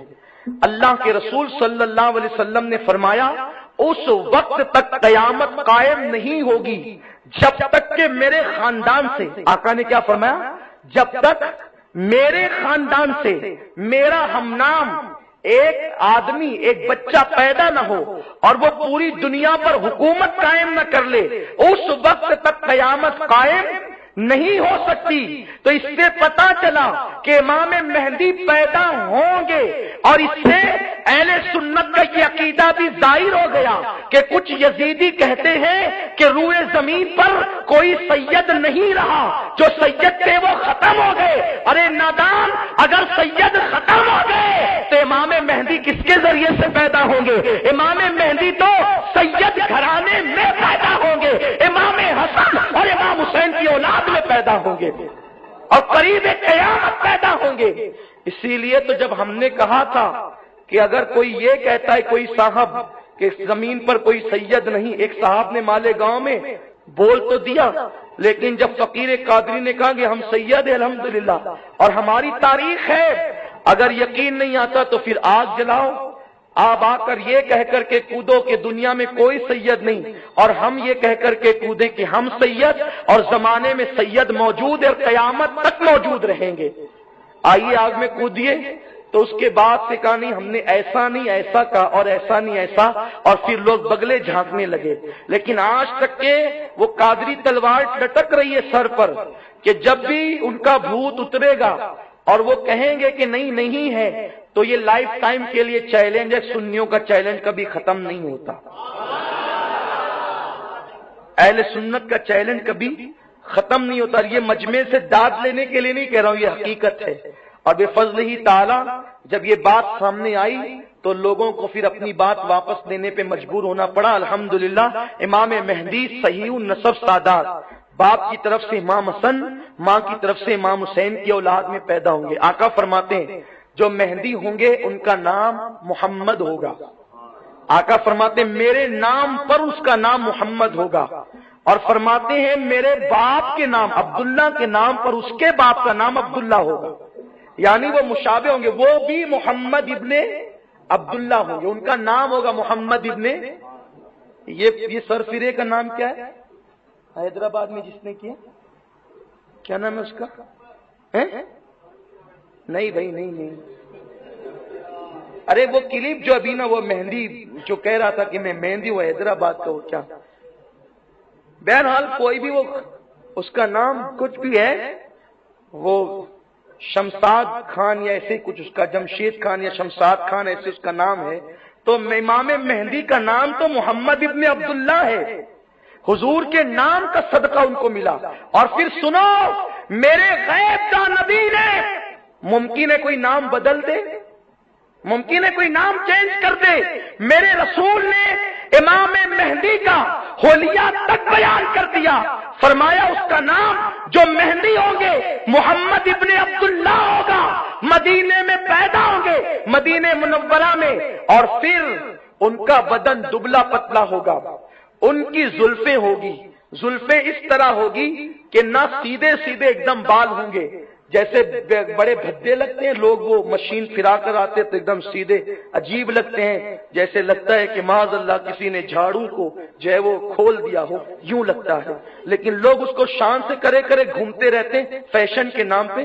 تو معاذ اللہ یہ حالات ہیں لوگوں کے، تو نہ بالکل ایسے سیدھے بال ہوں گے اور نہ بالکل دجال کی طرح جو ہے وہ گھنگریالے کہ عیب دار معلوم ہو، نہ گھنگریالے ہوں گے نہ بالکل سیدھے ہوں گے، میانہ ہوں گے، اور ان کی زلفیں ان کے کانوں تک ہوگی، اور ان کا چہرہ میرے رسول نے فرمایا، میرے آقا نے فرمایا اس کا چہرہ ایسا چمکے گا جیسے ستارہ جھرمٹ مارتا ہے، جیسے ستارہ یوں روشنی پھینکتا ہے، اسی طرح امام مہدی کا چہرہ چمکے گا۔ ہم اگر ان کو دیکھیں کلپ پر، ان صاحب کو جس صاحب نے جو ہے وہ اعلان کیا ہے مہدی ہونے کا، تو دیکھ کر یوں لگتا ہے جیسے لعنت برس رہی ہو، اور جب اس کی تحقیق ہم نے کی ہے تو پتا چلا کہ اس نے ایک کے بعد ایک 4 بیویاں کی اور چاروں اس کو چھوڑ کر چلی گئی کہ یہ آدمی اس لائق نہیں ہے کہ اس کے ساتھ زندگی گزاری جائے، اور تقریباً کئی درجنوں کیس اس کے نام کے اوپر درج کیے گئے ہیں۔ کبھی بابا گیری کے نام پر اس پہ کیس ہوا، کبھی پلاٹ کے نام پہ کیس ہوا، کبھی فلم بنانے کے لیے ایک عورت سے کچھ لاکھ روپے اس نے ایڈ لیا۔ ایسا بھی کوئی مہندی ہوتا ہے؟ سنو، یہ ڈالٹا مہندی جو بن کر کھڑے ہو رہے ہیں یہ لانتی جھوٹے، یہ مہندی کب ہو سکتے ہیں؟ ہمارا مہندی جس کی خبر میرے رسول نے دی ہے اور جس کے آنے کا ایمان اور عقیدہ ہم رکھتے ہیں، اس مہدی کی شان کیا ہے؟ میرے آقا کہتے ہیں اس کی زلفیں ہوگی کالی کالی زلفیں اور چہرہ ستاروں کی طرح چمکتا ہوگا، نور نکلتا ہوگا، اور فرماتے ہیں اس کی بڑی بڑی آنکھیں ہوگی اور آنکھیں سرمگی ہوگی، لوگوں کو یوں لگے گا کہ بہت زیادہ سرما لگا کر آئے ہیں، لیکن انہوں نے سرما نہیں لگایا ہوگا، بغیر سرمے میں ان کی آنکھوں میں قدرتی طور پر سرمگی ہوگی، ان کی آنکھوں میں سرما لگا ہوا ہوگا، وہ پتلے بدن کے ہوں گے اور ان کا چہرہ گول سا ہوگا، ان کی بھویں ملی سی ہوگی، ان کی پیشانی چوڑی ہوگی اور ان کی ناک جو ہوگی وہ اونچی اور پتلی ہوگی، اس طریقے سے وہ سفید جو ہے چمکتے رنگ والے آدمی ہوں گے، اور پھر ان کی شان یہ ہوگی کہ وہ 40 سال تک لوگوں کو ظاہر نہیں ہوں گے۔ ابھی دجال ہنگامے کر رہا، اسلامی حکومتیں ختم ہو چکی ہے اور پوری دنیا میں ظلم ہو رہا ہے مٹھی بھر مسلمانوں پر، چند جو بچے ہیں، تو یہ ہوگا کہ مسلمان لوگوں کے ظلم سے تنگ آ کر جو مسلمان مومنین ہیں وہ سب مکہ شریف ہجرت کر جائیں گے، ہجرت کریں گے، اور وہ مہندی اس طرح ٹی وی پر اور واٹس ایپ پر آ کر نہیں کہیں گے میں مہندی ہوں میں مہندی ہوں، ایسا نہیں ہوگا۔ اس کی کنڈیشن بتائی گئی، کیا طریقہ بتایا ہے اس کا۔ ایک تو دجال کا آنا، ابھی دجال آیا نہیں، اسلامی حکومتوں کا ختم ہو جانا، ابھی اسلامی حکومتیں ختم نہیں ہوئی، نام نہاد صحیح لیکن باقی ہے۔ پھر اس کے بعد مسلمان اتنی کثرت میں کروڑوں کی تعداد میں ہیں، کتنا ہے 1.5 ارب بتاتے ہیں نا مسلمان ہے پوری دنیا میں، 1.5 ارب، اور یہ تو دوسروں کی گنتی ہے، اگر ایمانداری سے دیانتداری سے کاؤنٹ کی جائے تو اور بھی تعداد نکلے گی۔ تو اتنی بڑی تعداد میں آج مسلمان ہیں اور کہتے ہیں کہ دجال اور امام مہدی آ گئے، امام مہدی اٹھے چھٹے کبھی بھی آئیں گے اس طرح سے، معاذ اللہ۔ تم نے کیا سمجھ رکھا ہے امام مہدی کو؟ امام مہدی اپنے وقت کے غوث اعظم ہوں گے، وہ غوثیت کبریٰ کے مقام پر فائز ہوں گے۔ امام مہدی کی شان یہ ہے کیونکہ امام حسن عسکری کے بعد سے لے کر میرے آقا غوث پاک تک اور غوث پاک کا زمانہ وصال سے لے کر ظہور مہدی تک مقام غوثیت کبریٰ کے منزل پر میرے غوث فائز ہیں، اور جب مہدی ظاہر ہوں گے تو میرے غوث اپنی اس غوثیت کبریٰ کو ان کے سپرد کر دیں گے۔ اس کے چہرے پر تو داڑھی بھی نہیں ہے، خبیث کے چہرے پر، کیا کہیں، انا للہ و انا الیہ راجعون۔ یعنی لوگ اسلام کو مذاق بنانا چاہتے ہیں، ایسے کچھ سرفروں کو کھڑا کیا جاتا ہے اور لوگ جو ہے پھر ان کے پیچھے چل پڑتے ہیں۔ امام مہدی کی داڑھی میرے رسول نے بتائی، مہدی کی داڑھی بڑی گھنی ہوگی، وہ گھنی داڑھی والے ہوں گے، ان کی داڑھی بدلا پتلا بدن، بڑی بڑی سرمگی آنکھیں، ستارے کی طرح چمکتا چہرہ، ملی ہوئی بھویں، گول چہرہ، چوڑی پیشانی، اور اس کے بعد بڑی سی گھنی داڑھی، 40 سال تک ظاہر نہیں ہوں گے۔ جب لوگ ظلم سے تنگ آ کر مکہ شریف ہجرت کریں گے، پیدا مدینہ شریف میں ہوں گے، لوگ مکہ شریف ہجرت کریں گے، مکہ شریف میں رمضان المبارک میں، مکہ شریف میں رمضان المبارک میں لوگ کعبے کا طواف کر رہے ہوں گے اور دعا کرتے ہوں گے مولا ہم لوگوں کے ظلم سے تنگ آ گئے، ہماری مدد فرما، تو ندا آئے گی تم میں مہدی موجود ہے، اس کا نام محمد ابن عبداللہ ہے، تو لوگ ان کو ڈھونڈیں گے اور چہرہ دیکھ کر پہچان جائیں گے کہ ہم میں سب سے زیادہ حسین نورانی چہرے والے صاحب وجاہت صاحب جلالت یہ شخصیت ہے، تو لوگ ان کے ہاتھ پر بیعت کریں گے۔ اس طرح لوگ ان پر بیعت کریں گے۔ امام مہدی رضی اللہ تبارک و تعالی عنہ ان کی بیعت لے کر ان مسلمانوں کو، ایک روایت کے مطابق جن کی تعداد 313 ہوگی، ایک روایت کے مطابق 70 ہوگی، واللہ عالم ورسولہ عالم، بہرحال جتنی بھی تعداد ہوگی وہ اس تعداد کو لے کر ملک شام تشریف لائیں گے، یعنی اب وہ دین کی اشاعت کریں گے۔ لوگ چونکہ دجال سے متاثر ہو گئے تھے، عورتیں قریب ہو گئی تھی، بلکہ مسلمانوں یہ بھی ہے جب کوئی غلط چیز آئے نا تو اس کو دیکھنے بھی مت جایا کرو۔ میرے آقا نے فرمایا کچھ مومنین یہ کہہ کر جائیں گے کہ چلو دجال کو دیکھ کے آتے ہیں کیسا ہے، اور دیکھنے جائیں گے تو اسی کے ہو جائیں گے۔ اس لیے غلط چیزوں کو دیکھنے بھی مت جایا کرو، مجمع بڑھانے بھی مت جایا کرو، کیونکہ آقا فرماتے ہیں کہ جو جن کا مجمع بڑھائے وہ انہی میں سے ہوتا ہے۔ تو اس دجال کے پاس نہ جائے اور دجالوں کے پاس بھی نہ جایا کرے، کیونکہ انہی میں سے ہو سکتے ہو۔ وہاں لعنت برسے تو اس لعنت وہ لعنت تم پہ بھی پڑ سکتی ہے۔ تو لوگ دجال کو دیکھنے جائیں گے اسی کے ہو جائیں گے، تو ادھر لوگ دجال سے متاثر ہوں گے، ادھر امام مہدی جن کی عمر 40 سال ہو چکی ہوگی، لوگ ان کے ہاتھ پہ بیعت کر کے اب اسلام کی اشاعت کریں گے۔ تو یہ ہوگا کہ امام مہدی جامع مسجد دمشق ملک شام میں جو مسجد ہے، الحمدللہ فقیر قادری نے اس کی زیارت کی ہے۔ جامع مسجد میں جو عموی جامع مسجد بھی کہلاتی ہے، اس کو دمشق کی جامع مسجد بھی کہتے ہیں۔ میں جب وہاں پہنچا تھا وہ دن جمعہ کا دن تھا، میں نے سوچا یہاں نماز پڑھیں کہ نہیں پڑھیں۔ کہیں جاؤ تو پہلے یہ فکر پڑتی ہے امام کیسا ہوگا پتہ نہیں، کیونکہ حسینی ہے نا، ہم لوگ بغیر دیکھے نہیں پڑھتے، امام دیکھ کے پڑھتے ہیں۔ کیونکہ 22,000 کا لشکر میرے امام کے پیچھے نماز پڑھنے تیار تھا، حسین 22 کو لے کے کہتے تھے تمہارے پیچھے نہیں پڑھیں گے، جھگڑا تو پڑھنے کا ہی ہے۔ 22,000 ایک ساتھ جمع ہو جائیں، ہم 22 رہیں، تو حسین اعظم کے نقش قدم پہ رہتے ہوئے ہماری جماعت حسینی جماعت ہے۔ یہ نہیں ہے ابھی دیکھیں نا یہاں پر کچھ حضرات کو میں دیکھ رہا ہوں، کبھی کبھی داد دینے کو جی چاہتا ہے، لیکن پھر کبھی کبھی جو غصہ بھی آتا ہے۔ غیر مقلدین کے لیے کچھ حضرات حنفیت کے معاملے کو لے کے بہت لڑ رہے ہیں، چلیے اچھا ہے 2-4 مارکس آپ کو دے دیتے ہیں، لیکن جب آپ حرم میں جاتے ہو تو انہی غیر مقلدوں کے پیچھے نماز پڑھتے ہو، کس منہ سے تم لڑ رہے ہو؟ اگر تم سچے حنفی ہو تو مالیگاؤں میں عوام کے لیے لڑتے ہو اور وہاں جا کر ان کے پیچھے سر پٹکتے ہو۔ یہ سنیوں کی حنفیت ہے، ہم یہاں بھی مخالف وہاں بھی مخالف، ان کے دیار میں جا کر، بلکہ ان کا کیا دیار، وہ تو دیار میرے رسول کا دیار ہے۔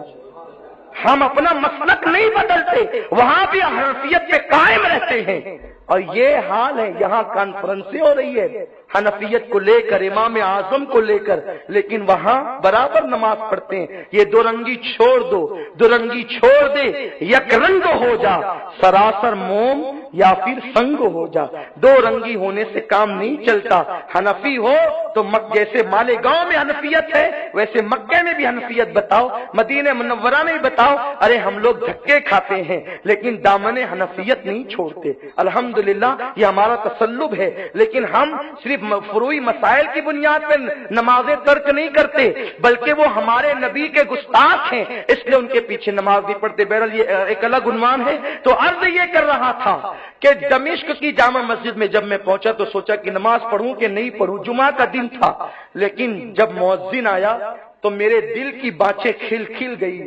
جب وہ اذان دینے کھڑے ہوا تو پہلے اس نے پوری سورہ جمعہ پڑھی اور اس کے بعد پھر اس نے قصیدہ بردہ پڑھا اذان سے پہلے۔ میں سمجھ گیا ہمارے یہاں تو صرف ایک درود پڑھا جاتا ہے، یہ تو کہیں اشعار پڑھ رہا ہے، اور دیر تک وہ قصیدہ بردہ ڈوب کر عربی لہجے میں پڑھتا رہا، میرا دل خوش ہوتا رہا۔ اور اس کے بعد پھر ہم نے وہاں پر اس وقت جماعت کے ساتھ نماز پڑھی۔ یہاں کے کچھ لوگ بھی تھے ہمارے ساتھ موجود تھے، بہرحال وہ ایک الگ تفصیل ہے، اس کا ایک الگ سفر نامہ ہے، پھر کبھی انشاءاللہ۔ تو وہاں امام مہدی فجر کا وقت ہوگا، سنتیں ادا کی جا چکی ہوگی۔ دیکھو کتنی تفصیل سے بتایا میرے رسول نے، ہمارے آقا نے کتنی تفصیل سے بتایا۔ امام مہدی سنت پڑھ چکے ہوں گے، جماعت قائم ہونے والی ہوگی، اقامت بھی ہو چکی ہوگی، اس وقت کالی اور سیاہ رات ہوگی، اس رات کو کالی رات ہوگی۔ دمشق کی جامع مسجد، جو دمشق کی جامع مسجد ہے، اس کے مشرقی مینارے پر، شرقی مینارے پر حضرت عیسیٰ علیہ السلام کا نزول ہوگا۔ آپ آئیں گے تو اس وقت آپ کی عمر بھی 35 یا 40 سال کی ہوگی، اور آپ کی بھی زلفیں ہوں گی، اور آپ کی زلفوں سے پانی موتی کی طرح ٹپکتا ہوگا، یوں لگتا ہوگا جیسے ابھی غسل کر کے نیچے اتر رہے ہیں۔ جیسے حضرت عیسیٰ علیہ السلام کو امام مہدی دیکھیں گے تو حضرت امام مہدی پیچھے ہٹ جائیں گے، کیونکہ امام مہدی نبی نہیں ہے، کیونکہ ختم نبوت میرے آقا پر ہے، حضور خاتم النبیین ہے۔ حضرت عیسیٰ علیہ السلام آئیں گے نبی کی حیثیت سے نہیں، نبی رہیں گے، نبوت ختم نہیں ہوگی ان کی، نبی رہیں گے، لیکن نبی کی حیثیت سے نہیں آئیں گے، امتی کی حیثیت سے آئیں گے۔ اور ابھی پتہ چل جائے گا آپ کو کہ ان کس انداز سے وہ رہیں گے۔ تو امام مہدی پیچھے ہٹیں گے عذرائے ادب کہ حضرت عیسیٰ اللہ کے پیغمبر آ گئے، اور مصلی ان کے سپرد کریں گے، حضور آپ نماز پڑھائیں۔ تو حضرت عیسیٰ علیہ السلام میرے رسول نے دیکھو کہاں تک بیان کیا، اپنے دونوں ہاتھ حضرت عیسیٰ علیہ السلام امام مہدی کے کاندھوں پر یوں رکھیں گے اور ان کو آگے کریں گے، آپ پڑھا یوں اس طرح سے، اس طرح میرے رسول نے بتایا، اس طرح ان کے کاندھوں پہ ہاتھ رکھ کے ان کو مصلی پہ کریں گے۔ اس وقت تو امت کے امام آپ ہیں، آپ نماز پڑھائیں۔ میرے آقا نے فرمایا اپنے صحابہ سے، اے میرے صحابہ وہ دن تم پر کتنا اچھا ہوگا کہ میرا بیٹا مہدی نماز پڑھائے گا اور عیسیٰ نبی ان کی اقتدا میں نماز پڑھیں گے۔ یہ امام مہدی کی کہاں وہ آوارہ جس کے نام پہ اتنے کیس درج ہیں، اور کہاں عیسیٰ جس کے پیچھے نماز پڑھے، حضرت عیسیٰ جس کے مقتدی بن کر، حضرت عیسیٰ کا مرتبہ جناب مہدی سے افضل ہے، لیکن جس کی ابتدا میں حضرت عیسیٰ نماز پڑھیں گے وہ امام مہدی کی ذات ہے۔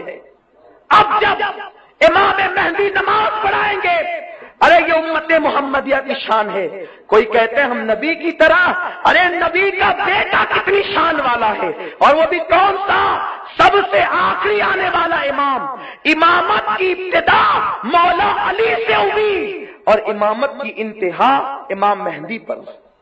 نبی کے گھر میں امامت ہے، حسین اعظم کے گھر میں امامت ہے، یہ اماموں کا خاندان ہے۔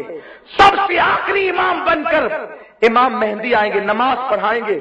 ادھر نماز مکمل ہوگی کہ 30,000 یہودیوں کو لے کر کانا دجال مسجد کے دروازے پہ کھڑا ہوگا۔ اب کانا دجال جب آئے گا تو حضرت عیسیٰ علیہ السلام کی سانس سے، ایسے آپ سانس لیں گے تو آپ کی سانس کی برکت سے دجال پگھلنے لگے گا، اور لڑائی ہوگی، جم کر لڑائی ہوگی، خوب لڑائی ہوگی، ایسی لڑائی ہوگی اللہ اکبر کہ یہود مارے جائیں گے۔ آقا علیہ السلام کی حدیث ہے کہ اگر یہودی کسی پتھر کے پیچھے چھپا ہوگا تو پتھر مسلمان کو کہے گا اے مسلمان ادھر آ، میرے پیچھے یہودی چھپا، اس کو قتل کریے، بہت دنوں سے ہنگامے کر رہے تھے۔ یعنی اس وقت تو پورا ماحول ان کے خلاف ہوگا، یہودی کچلے جائیں گے، بیت المقدس پر اسلام کا پرچم لہرائے گا، اسلام کا پرچم امام مہدی اور جناب عیسیٰ لہرائیں گے، اور کانے دجال کو بیت المقدس کے قریب ایک گاؤں ہے چھوٹا سا جو آج بھی موجود ہے، وہاں پر دجال قتل کیا جائے گا، جہنم رسید ہوگا، اور اس کے بعد پھر امام مہدی بیت المقدس کو اسلام کی راجدھانی بنائیں گے، اسلامی راجدھانی۔ چونکہ مدینہ منورہ کے اندر زلزلے بھی آئیں گے تو جتنے منافقین ہوں گے وہ سب بھاگ جائیں گے اور دجال کے ساتھ ہو جائیں گے، اور جو مومنین ہوں گے وہ امام مہدی کے ساتھ آ جائیں گے، اور پھر آپ کا پایہ تخت راجدھانی بیت المقدس جو آج یہودیوں کے قبضے میں ہے، اسرائیل کے قبضے میں، وہاں اسلام کا پرچم لہرے گا، اور وہیں پر امام مہدی رہیں گے۔ پھر یہ ہوگا چین، ہندوستان، پاکستان، ترکی، اور اس طرح سے دنیا کے جتنے ممالک پر کافروں کی حکومت تھی، وہ ان سے حضرت عیسیٰ علیہ السلام اور امام مہدی دونوں مل کر جنگ کریں گے، اور یہاں بھی بھیجیں گے اپنی افواج کو، اور عالمی سطح پر جنگ ہوگی۔ جب امام مہدی آئیں گے عالمی سطح پر وہ جنگ کریں گے، یعنی پوری دنیا میں عالمی جنگ ہوگی۔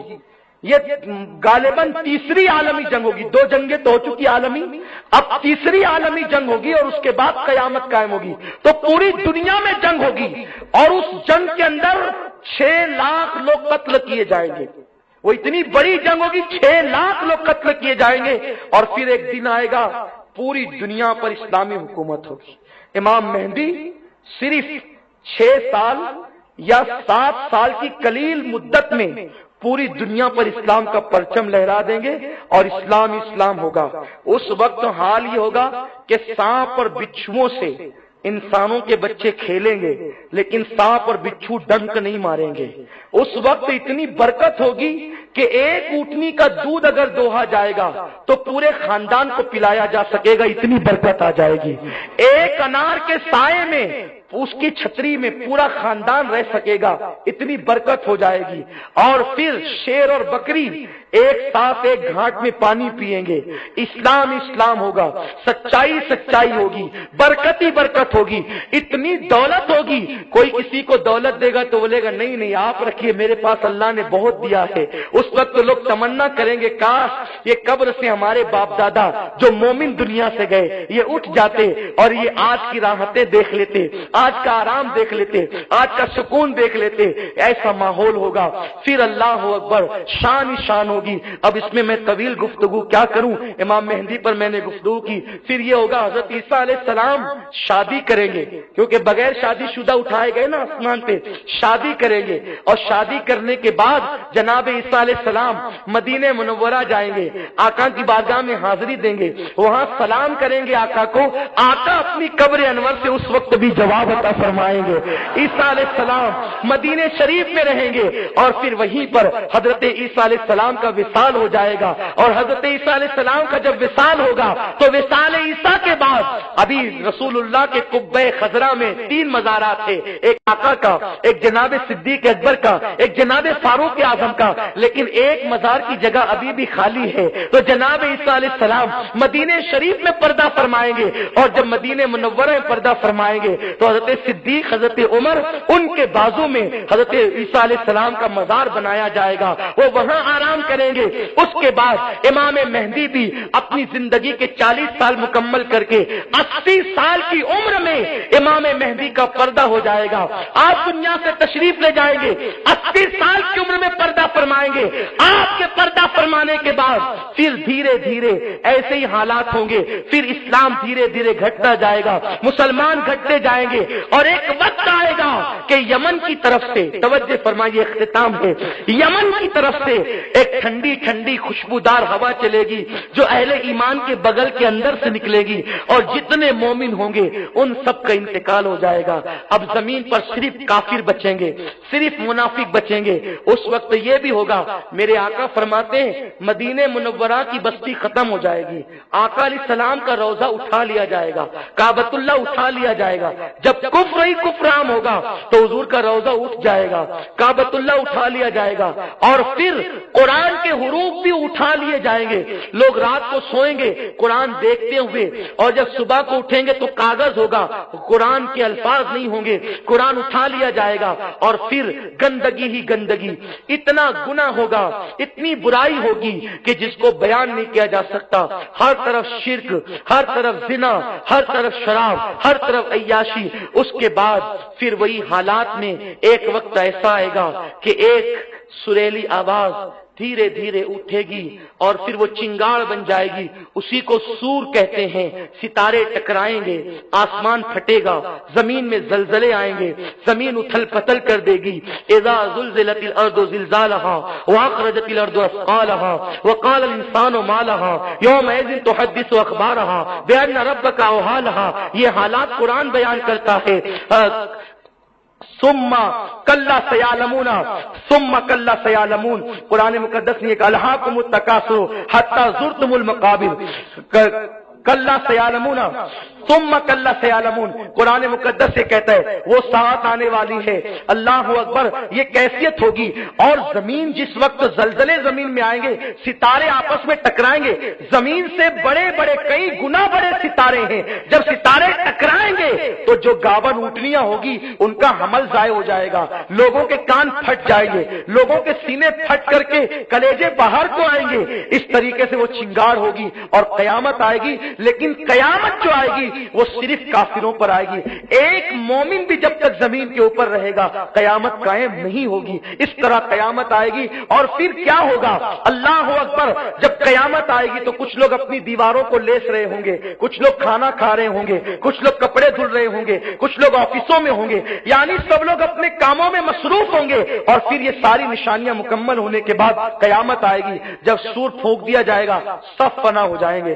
کل من علیہا فان وَيَبْقَى وَجْهُ رَبِّكَ ذُو الْجَلَالِ وَالْإِكْرَامِ. سب فنا ہو جائیں گے, سب فنا ہو جائیں گے. پھر یہ ہوگا. اللہ اکبر.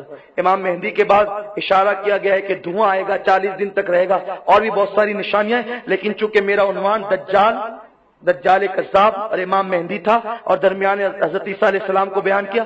قیامت آئے گی, 40 سال تک سب فنا ہو جائیں گے, سب فنا ہو جائیں گے, کوئی نہیں بچے گا. اللہ ہی اللہ, صرف اللہ کی ذات ہوگی. پھر 40 سال کے بعد یا اللہ جب چاہے پھر اللہ جناب اسرافیل کو حکم دے گا کہ سور پھونکو. حضرت اسرافیل سور پھونکیں گے اٹھ کر, پھر سب لوگ اپنی اپنی قبروں سے نکلیں گے, اور اس طرح سے اللہ لوگوں کو ان کی قبروں سے اٹھائے گا, اور پھر ہر آدمی کو اپنے اعمال کا جواب دینا ہوگا. قرآن کہتا ہے فَمَن يَعْمَلْ مِثْقَالَ ذَرَّةٍ خَيْرًا يَرَهُ وَمَن يَعْمَلْ مِثْقَالَ ذَرَّةٍ شَرًّا يَرَهُ. ایک ذرے کے برابر نیکی کی ہوگی تو بھی دکھا دیے جائیں گے, ایک ذرے کے برابر گناہ کیا ہوگا تو بھی دکھا دیے جائیں گے. اس سے پتہ چلا پوری گفتگو کا ما حاصل یہ ہے کہ یہ زمانہ ابھی امام مہدی کے ظہور کا زمانہ نہیں ہے. امام مہدی حسنی حسینی سید ہوں گے اس طرح سے, اور وہ مدنی ہوں گے, مدینہ شریف کے ہوں گے.